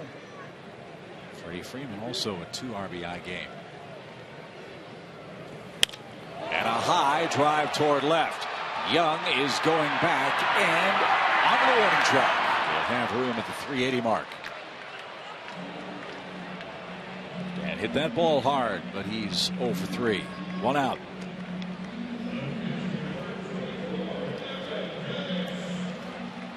Here's the man that got the big 5th inning going, Evan Gaddis, with a double down the left field line. He's scored a run as well, and he's got a 4-game hit streak. I was talking with Evan before the game last night. As you know, he had that flu bug while the Braves were on the road in Milwaukee and Washington.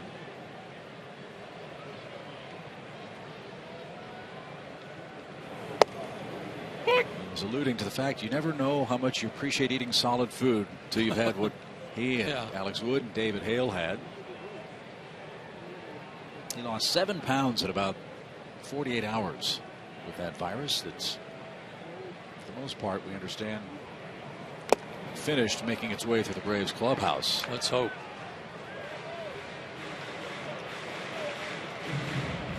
Good cut at that 96. Familia, pretty much a starter all through his Mets minor league career. Kind of wonder if working out of the bullpen caused some of that tendonitis last year.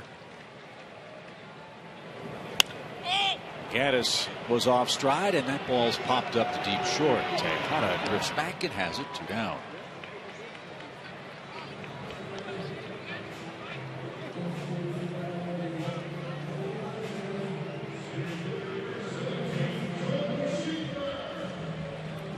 Talking about the guys off the bench earlier, Tom, and one of the things you said was Freddie trying to get these guys some at bats because it's hard to do with so many off days early in the season, and 1 at bat here and there is just, it's not enough. It doesn't help a guy stay sharp. I think that's one of the reasons tonight Schaefer's last time up struck out was he was a little late. Just his timing was off. You get 4 at bats, you feel better about yourself no matter what happens in those at bats, that you're a little more prepared for the next time you get a chance. 1 ball, no strikes. And at the belt, it's even 1-1. I mean, with all due respect, that was your fate as a major league player, was it not? You didn't get a whole lot of regular playing time, and it's got to be incredibly difficult to just take batting practice off the manager or first base coach and work in the cage and then come out and say, oh, by the way, go get Nolan Ryan today. Yeah, that was not the case in the first part of my career. It certainly was at the latter part. Being asked to get that 1 at bat a night as a defensive replacement or something, that's awfully hard to maintain a good swing when that's going on. But I certainly understand how difficult it is for them to stay sharp. Just missed 3 balls and a strike. I guess the other open question is this going to be a 1-game day off for B.J. Upton, or is Jordan Schaefer going to get a few days in a row to play center field and hit? We'll find out tomorrow. Roller toward first.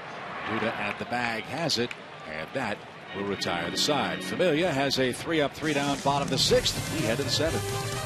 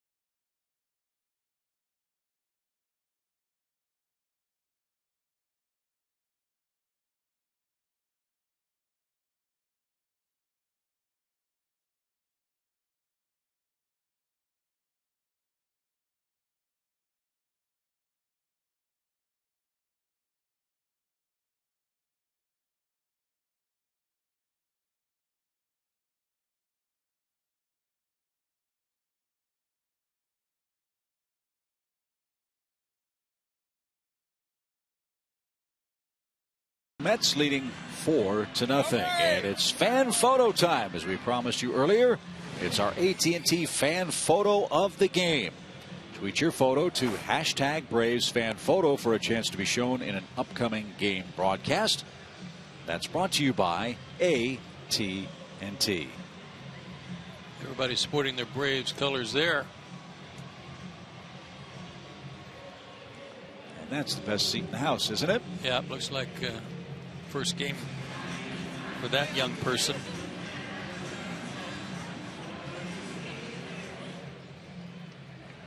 So Santana back to work for the 7th. He's got the 4, 5, and 6 batters up for the Mets. 70 pitches through 6 innings.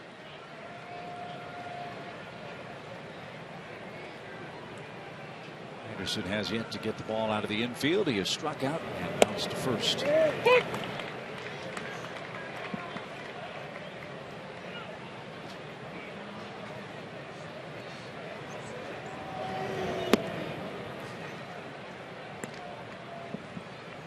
Boy, has he been sharp.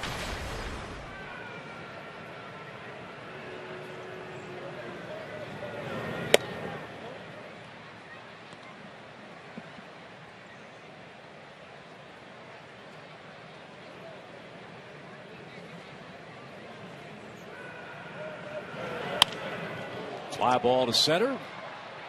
Schaefer has plenty of room and calls off Jason Heyward. Granderson's 0 for 3, 1 down in the 7th.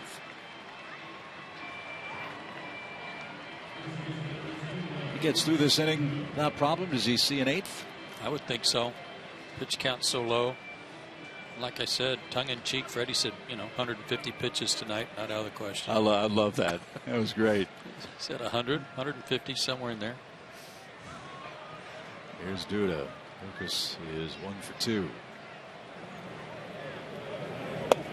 He's not had to labor. No more than one base runner in any inning when they've had a runner, the Mets.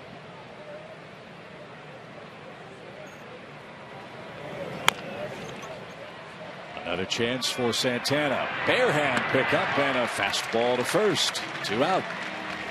See how calm and collected he was on that, even though he picked it up barehanded. He was not rushing.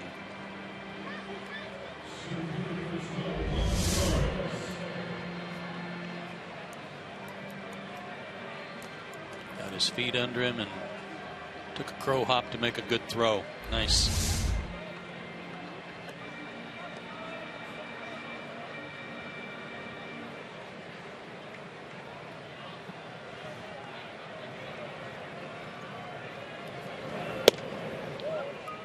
been involved in 5 plays on the infield, either fielding the ball himself or handling a flip from Freddie Freeman at first. Now he'll watch Simmons handle it short. Lagares bounces out. Another easy inning. 78 pitches, 57 strikes as we head to the 7th inning stretch.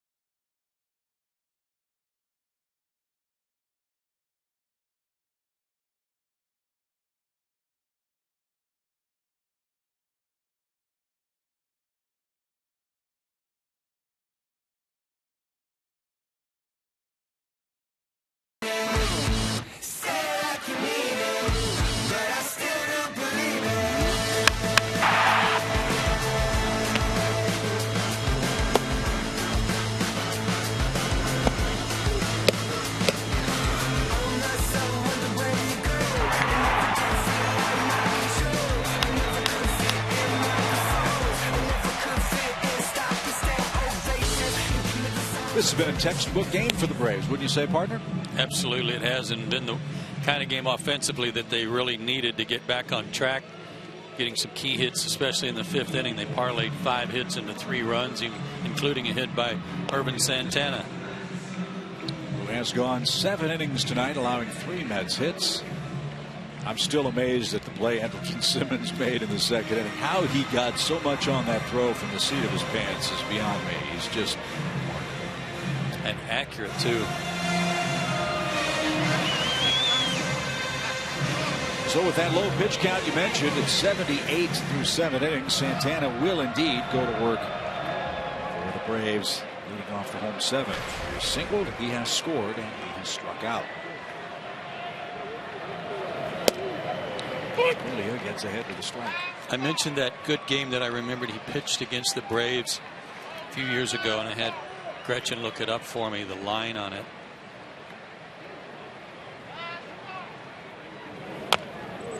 It was May 20th, 2011 in Anaheim. 9 innings, 4 hit shutout, no walks, 7 strikeouts. He won the game 9-0. Now, if you forfeit, it goes in the books 9-0. That was kind of a forfeit. Yeah, right.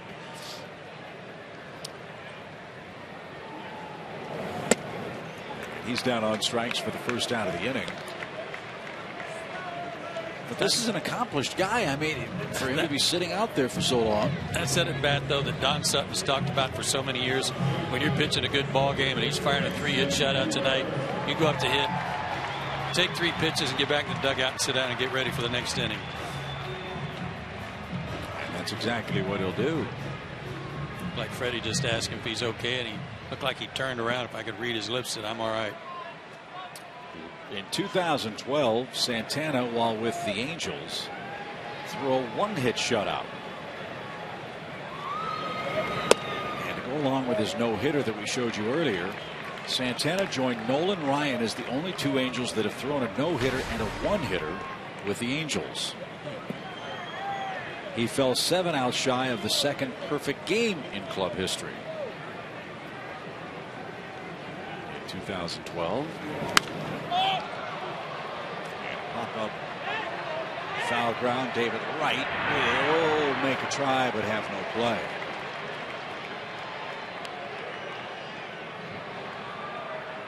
The no-hitter was the first in the history of Cleveland's Progressive Field. We showed you that.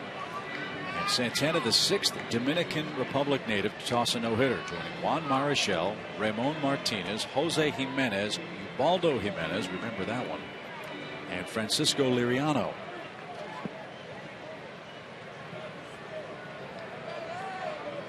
So quite a resume and quite a debut for the Braves here tonight.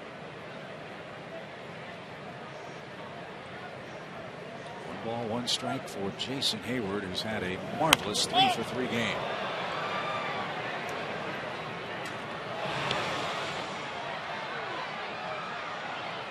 Success breeds confidence. After that long at bat in the first inning, as his swings got better and better against Wheeler, launched it. He's had excellent swings ever since.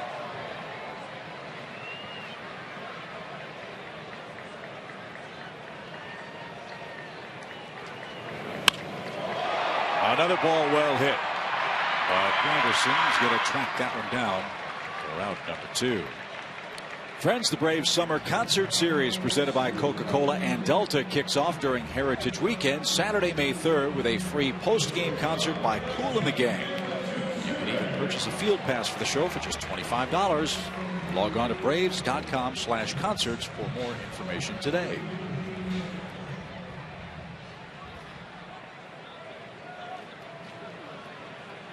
Three hits for Heyward, 2 hits for Andrelton Simmons, batting second tonight.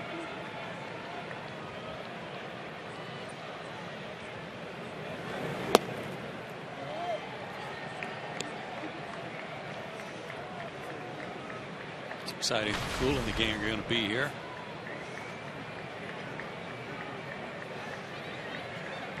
Get down on it. You'll be boogieing away. You got to wear your new shoes that you're sporting on the road. As Anderson in the corner makes the play and then retires the side. Braves are boogieing tonight. They're up 4-0 over the New York Mets.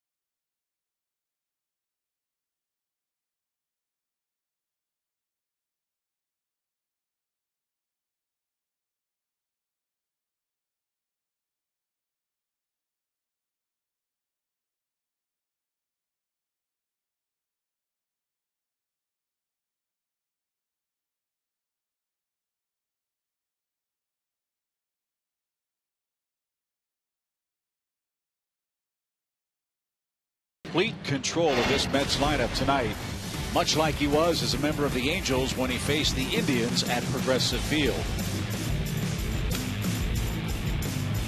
And pounding the strike zone,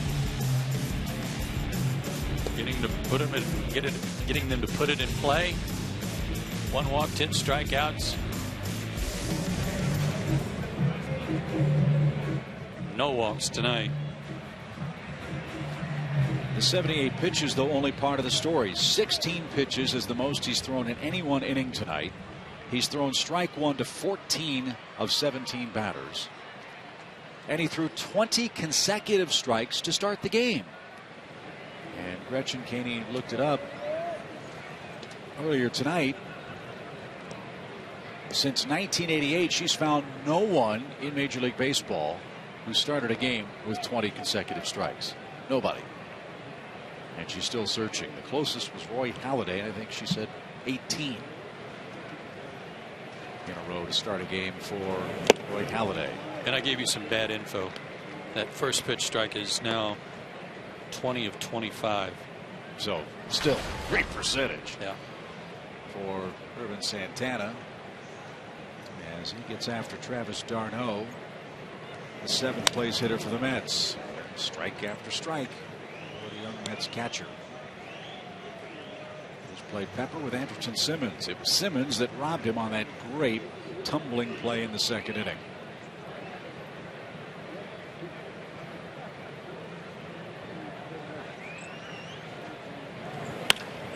To center, and Schaefer is going to grab that. One man down in the 8th.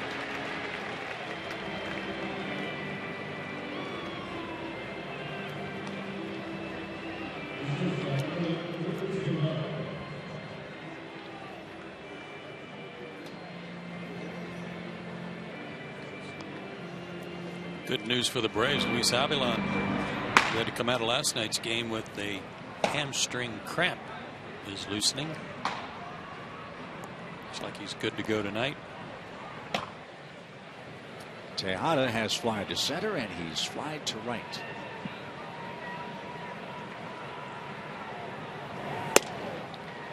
And that's high, ball 1. Marlins lead the Nationals 5-3, bottom 5th inning at Nationals Park. Milwaukee and the Phillies tied 4-4 in the 6th. Boy, the Brewers off to a great start.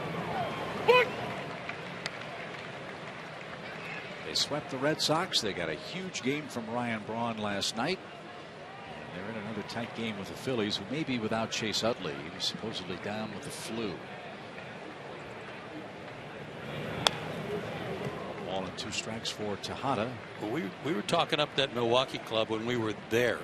They had the makings, especially with the solid rotation and getting Ryan Braun back and getting a healthy Aramis Ramirez going. They had the makings of a team that would certainly challenge in the Central. 1-2 pitch is fought off and fouled away. You're still throwing hard. 94.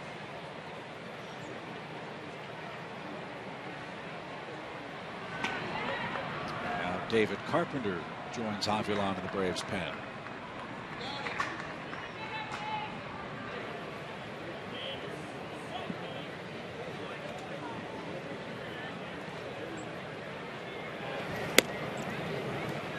Little high, 2-2. Reds beat the Cardinals 4-0 today. Rockies beat the White Sox in Denver 10-4. Rockies lead the National League in hitting. They've played 6 home games. San Diego and Cleveland had to play a doubleheader today, and boy, they had 2 good ball games. Cleveland won the first one 2-0, and San Diego the second game 2-1. Padres aren't scoring either, are they? No. 2-2 for Tejada. And popped up. Shallow center. Jordan's going to catch that one. 2 outs in the 8th inning. The Diamond Dozen Flex Plan is a great way to catch the Braves all year long. Choose any 12 games that fit your schedule and even exchange tickets if your plans change. To buy your Diamond Dozen Flex Plan today, go to Braves.com/flex or call 404-577-9100.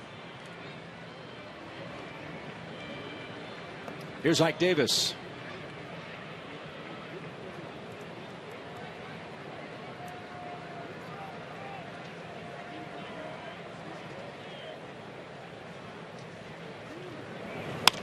He jumps the first pitch, and Simmons at short will have all kinds of time.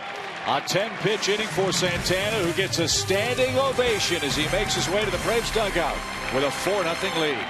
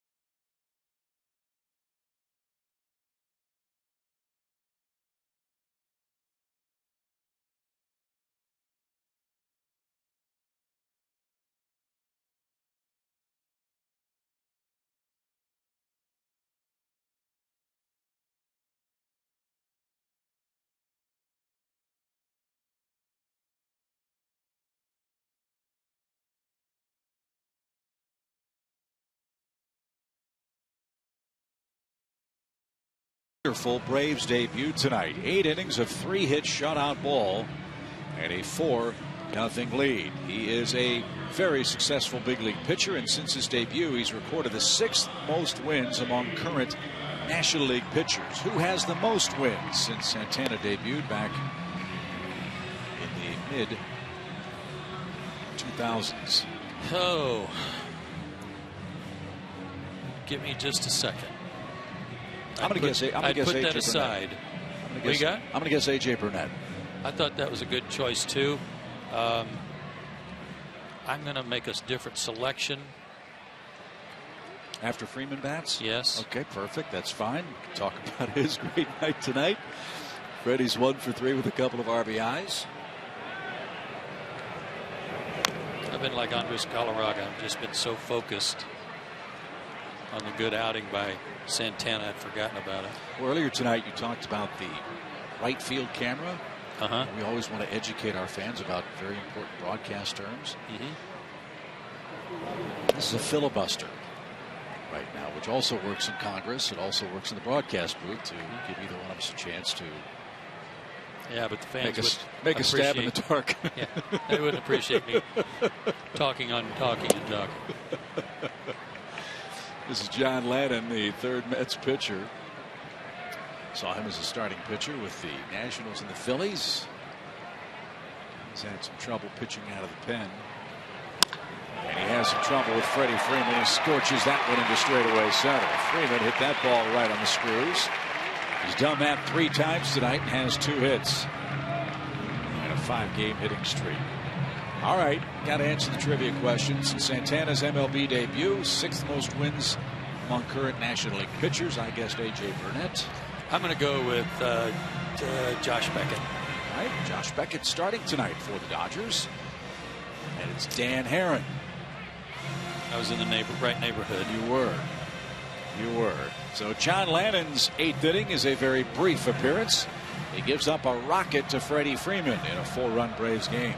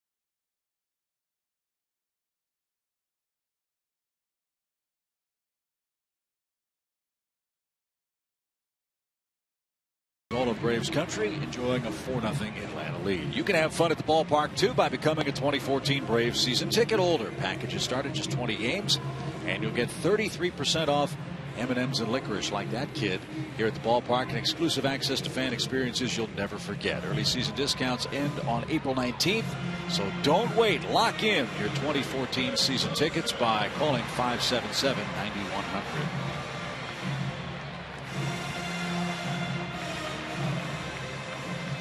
This is Gonzalez Herman out of the Mets bullpen. Good fastball, but it's fairly straight, low 90s. He's got a slurve and a changeup. Changeup's typically his best pitch. Pop up foul and into the seats out of Chris Johnson.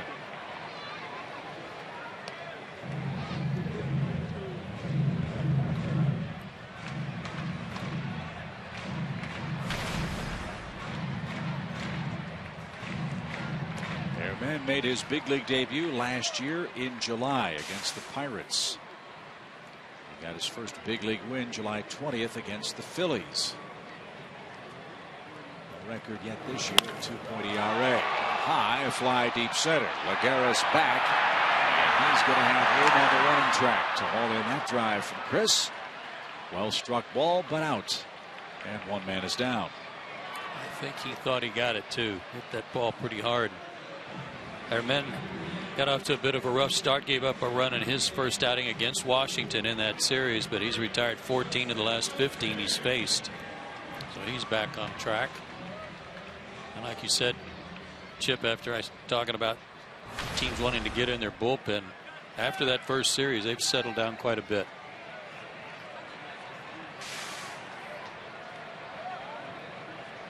Justin Upton's 0 for 3 tonight. Freeman at first. We're in the 8th. And Lowe 1-0.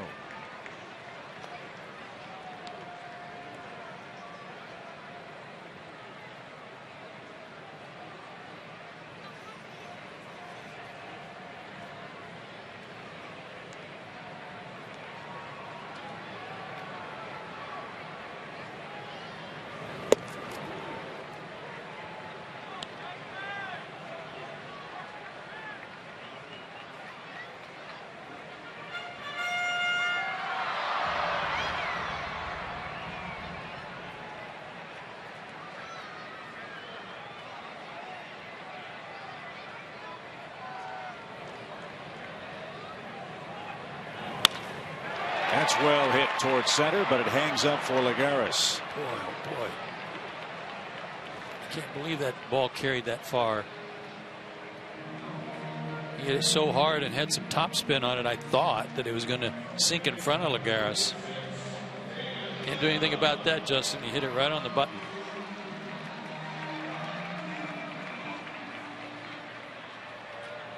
Let's see if Dan Uggla can pick up a hit. He is struck out, bounced out, and flied out tonight.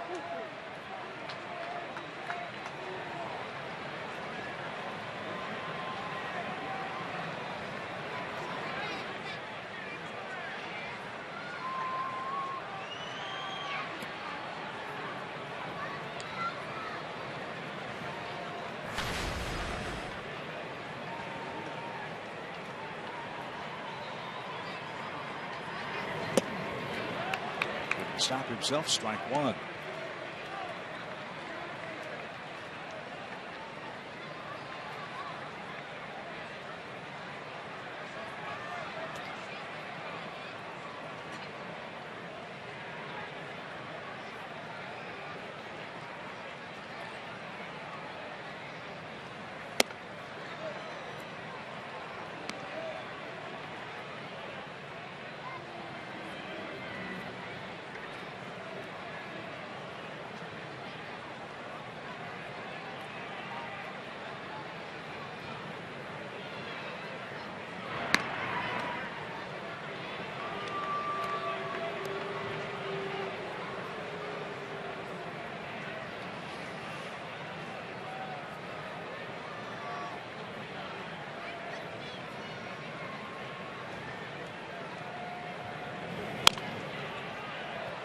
Dan down to his last strike.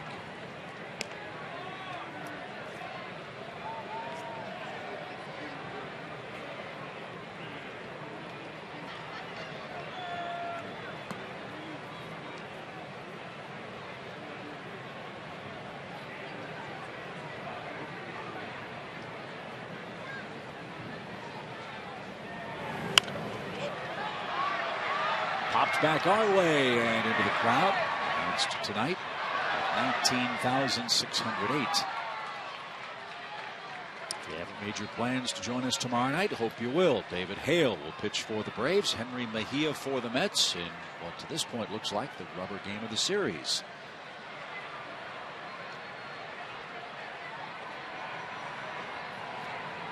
One ball, two strikes for Dan. And very deliberately working in this 8th inning.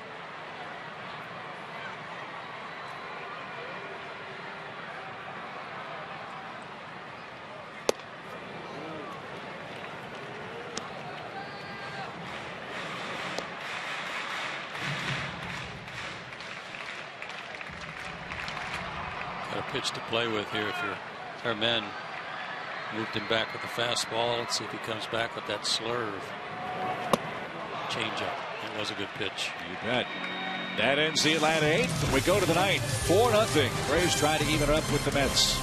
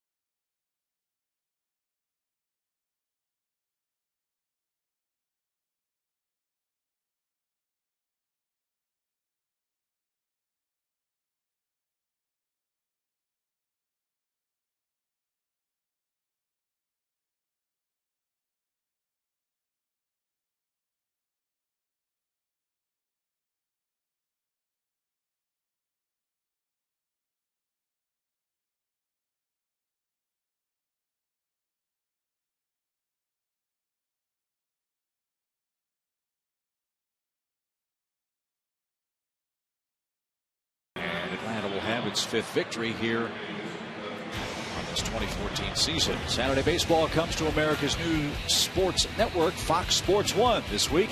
The Red Sox head to New York to battle the Yankees. Fox Sports 1 is your home for baseball every Saturday starting this week at 1 Eastern. To find Fox Sports 1 on your cable satellite provider, go to foxsports1.com.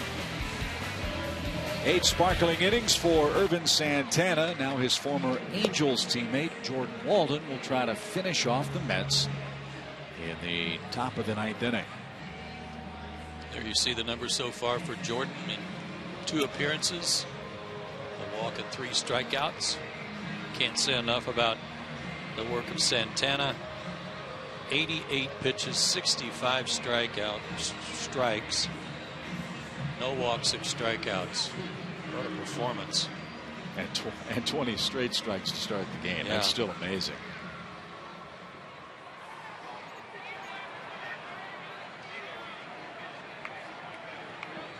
That kid's having a ball. Still, it's the 9th inning on a school night. Maybe a spring break. That's a good point. Strike 1, Eric Young. 6 fly ball outs to the outfield for Santana, but 2 were in the last inning to center field.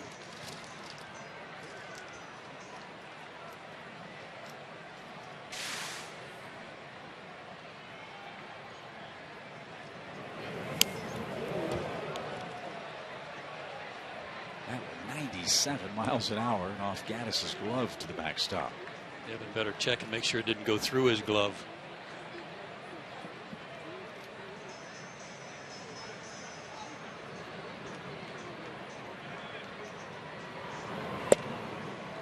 Young couldn't stop.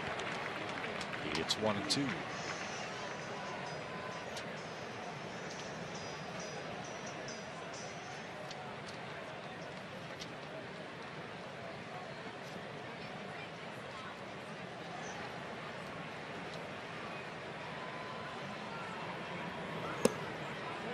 Good pitch. Mets last night went with their closer in the 9th inning, leading 4-0, and there was a little excitement. In fact, the tying run came to the plate in the form of Jason Heyward. As we see that off-speed breaking ball missed a little low. So no need for any of that kind of excitement tonight. No.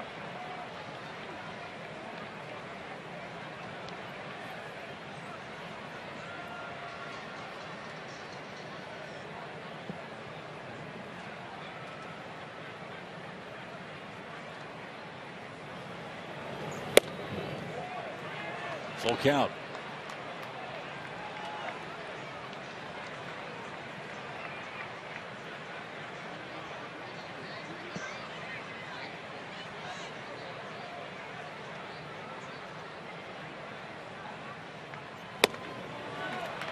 Leadoff walk in the 9th inning.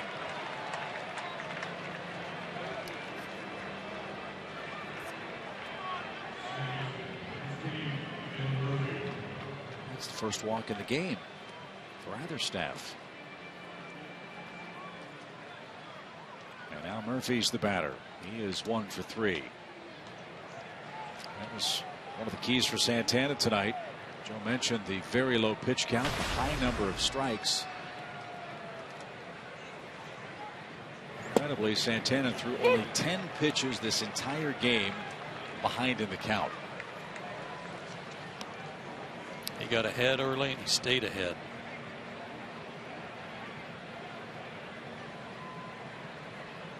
No balls and a strike. And off the plate for an even count.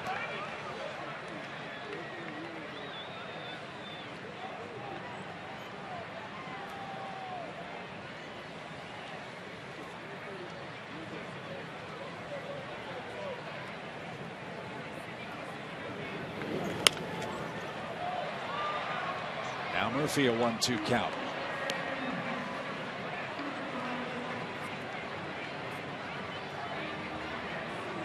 Outfield has shifted over a little bit for Murphy with Justin Upton, as you can see there to the far left of your screen, playing near the line, and Schaefer shading over to left center. Didn't need him. As Murphy's down on strikes for the first time in the game. One away. We're in the top of the 9th, and here's David Wright.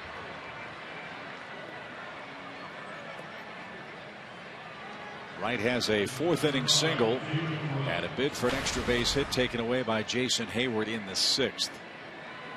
Great catch by Jason to end the inning. Not a big fan of Jordan Walden. He's 0 for 4 against him with 4 strikeouts.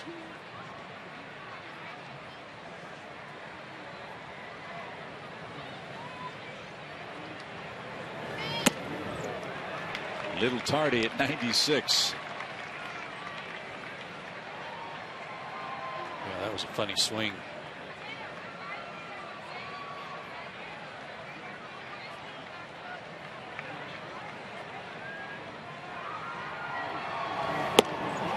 Yes, he did.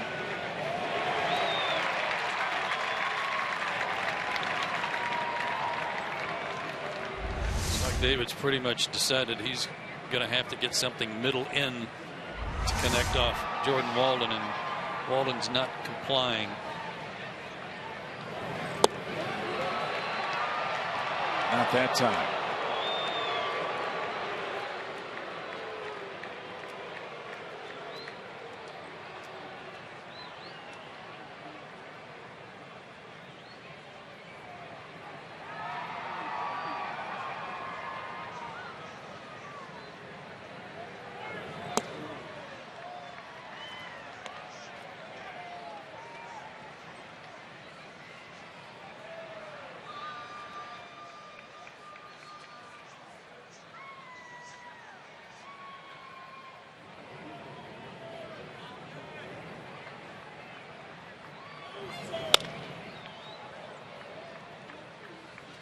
David is really on his heels against him.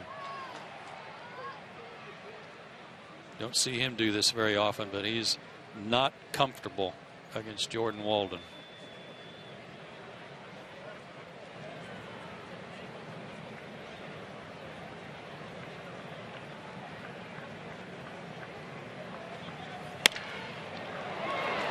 Line that pitch sharply into left field. And David Wright has his 2nd hit of the game. The Mets threatening in the 9th, 2 on with 1 out. And that looked like something middle in where he was able to turn on it. Everything away, he'd been on his heels kind of reaching for it.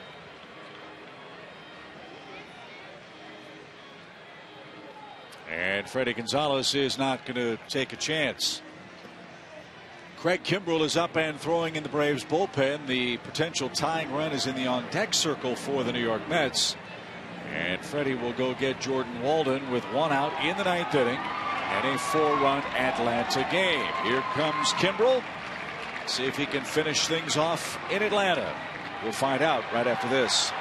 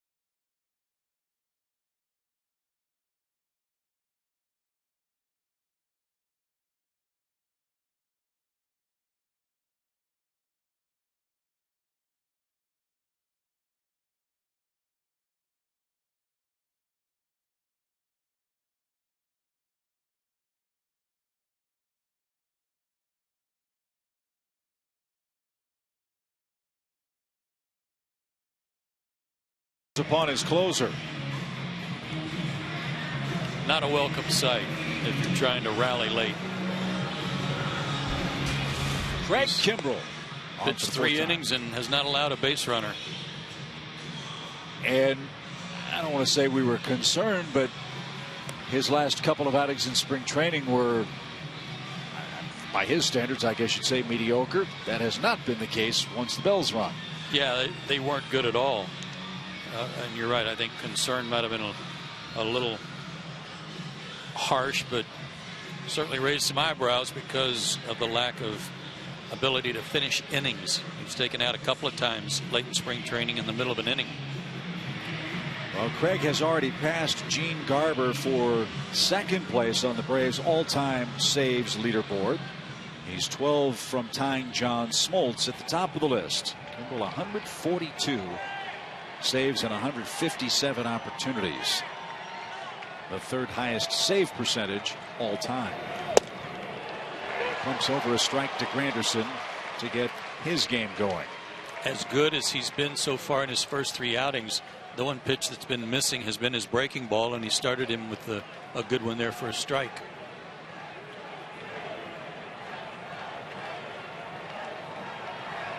Two on, 1 out in the Mets' 9th.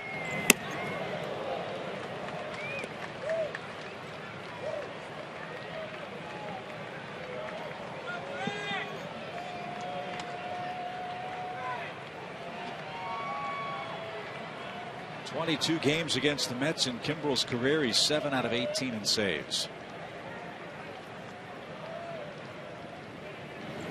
And an eye-popping 37 strikeouts in 21 1/3 career innings against New York. Say that again. What he is against them? 7 what? 17 for 18 in saves. He's pitched in 22 games against them. Okay. 37 strikeouts in 21 1/3 innings.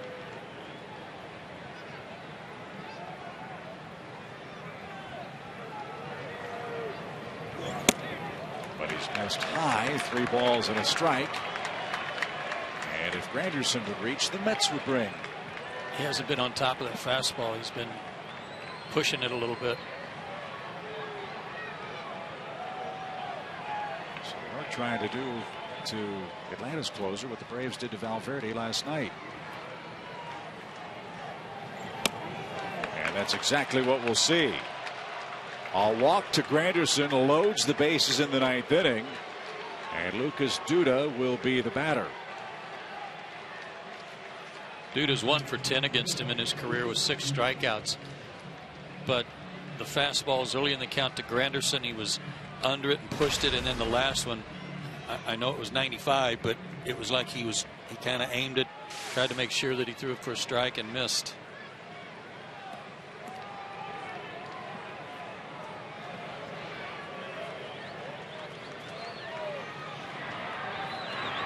Bases full of Mets, 1 out in the 9th.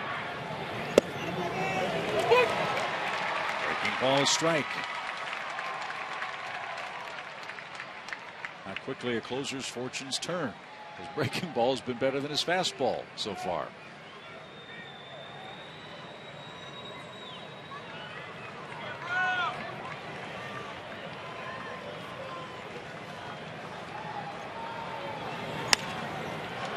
Another one, and Duda fouled it away. Now he's got him set up, 0-2.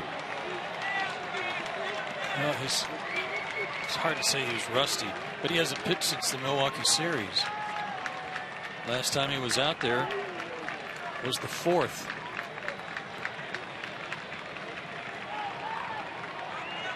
The numbers Joe mentioned a moment ago.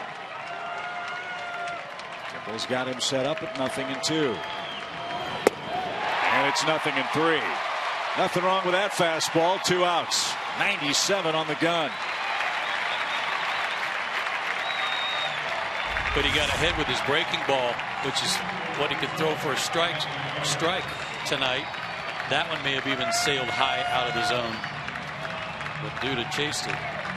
He needs another out to edge 1 save closer to John Smoltz. And he's got Lagares up there.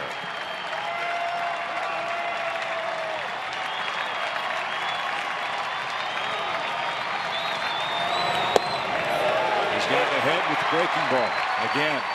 This is good catching on the part of Evan Gattis, going to the pitch that he's throwing for a strike to get ahead.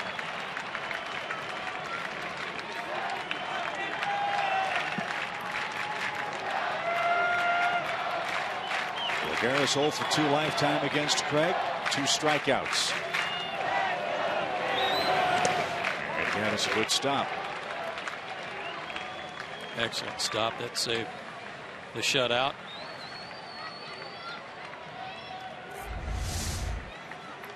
Nice shift to his right. Didn't try to catch it, but the ball did find his glove. Just want to make sure he got in front of it.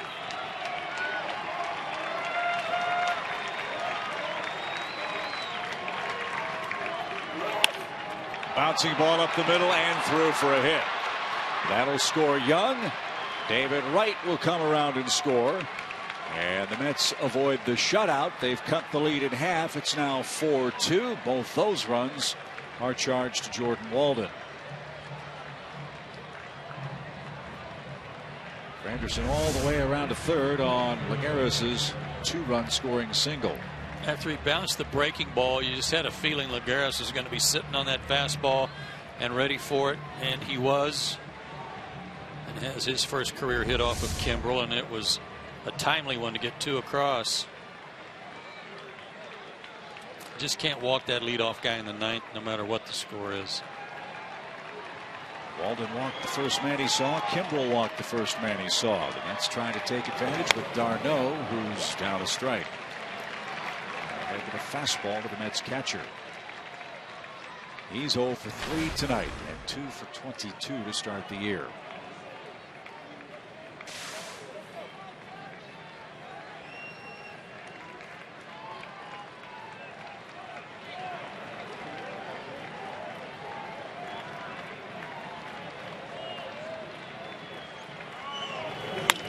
Lined into right field. That's in for a hit. Granderson scores. Lagares on his way to third. It's a 1-run game.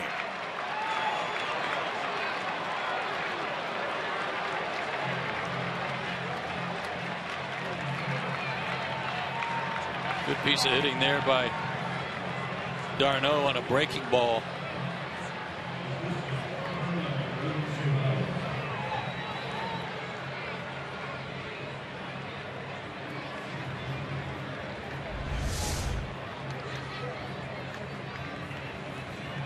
Not his best breaking ball. It looked like d'Arnaud was just kind of waiting on it too. He was looking for that breaking pitch that time. And a pinch hitter for Tejada, I thought. No, Andrew Brown's out for the pitcher spot. So now a little more pressure, actually a lot more pressure on Evan Gattis. If Kimbrel throws that breaking ball in the dirt, Evans got to smother it to keep Lagares from trying to score and tying this game. New York with 3 in the 9th off Walden and Kimbrel. Oh, it's a new baseball.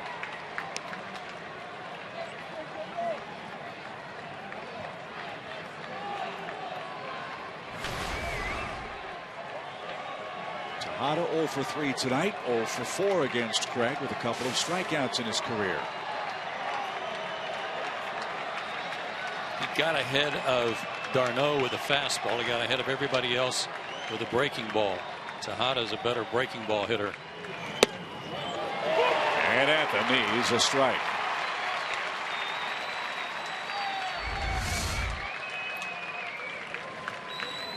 You can expect Tejada to just try to put this ball in play. You might even try and see him go to right field, because Freddie's got to hold that runner on over there, which would be the go-ahead run.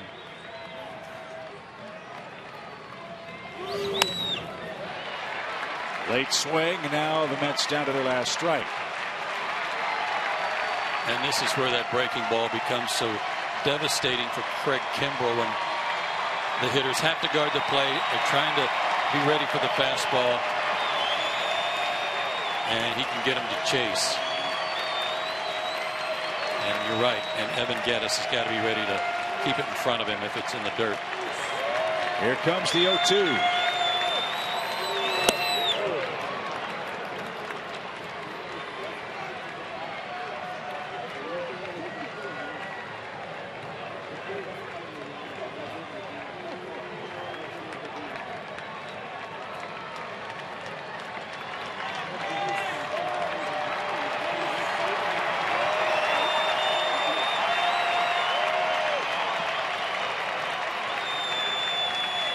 And with a fastball. And he got it with it.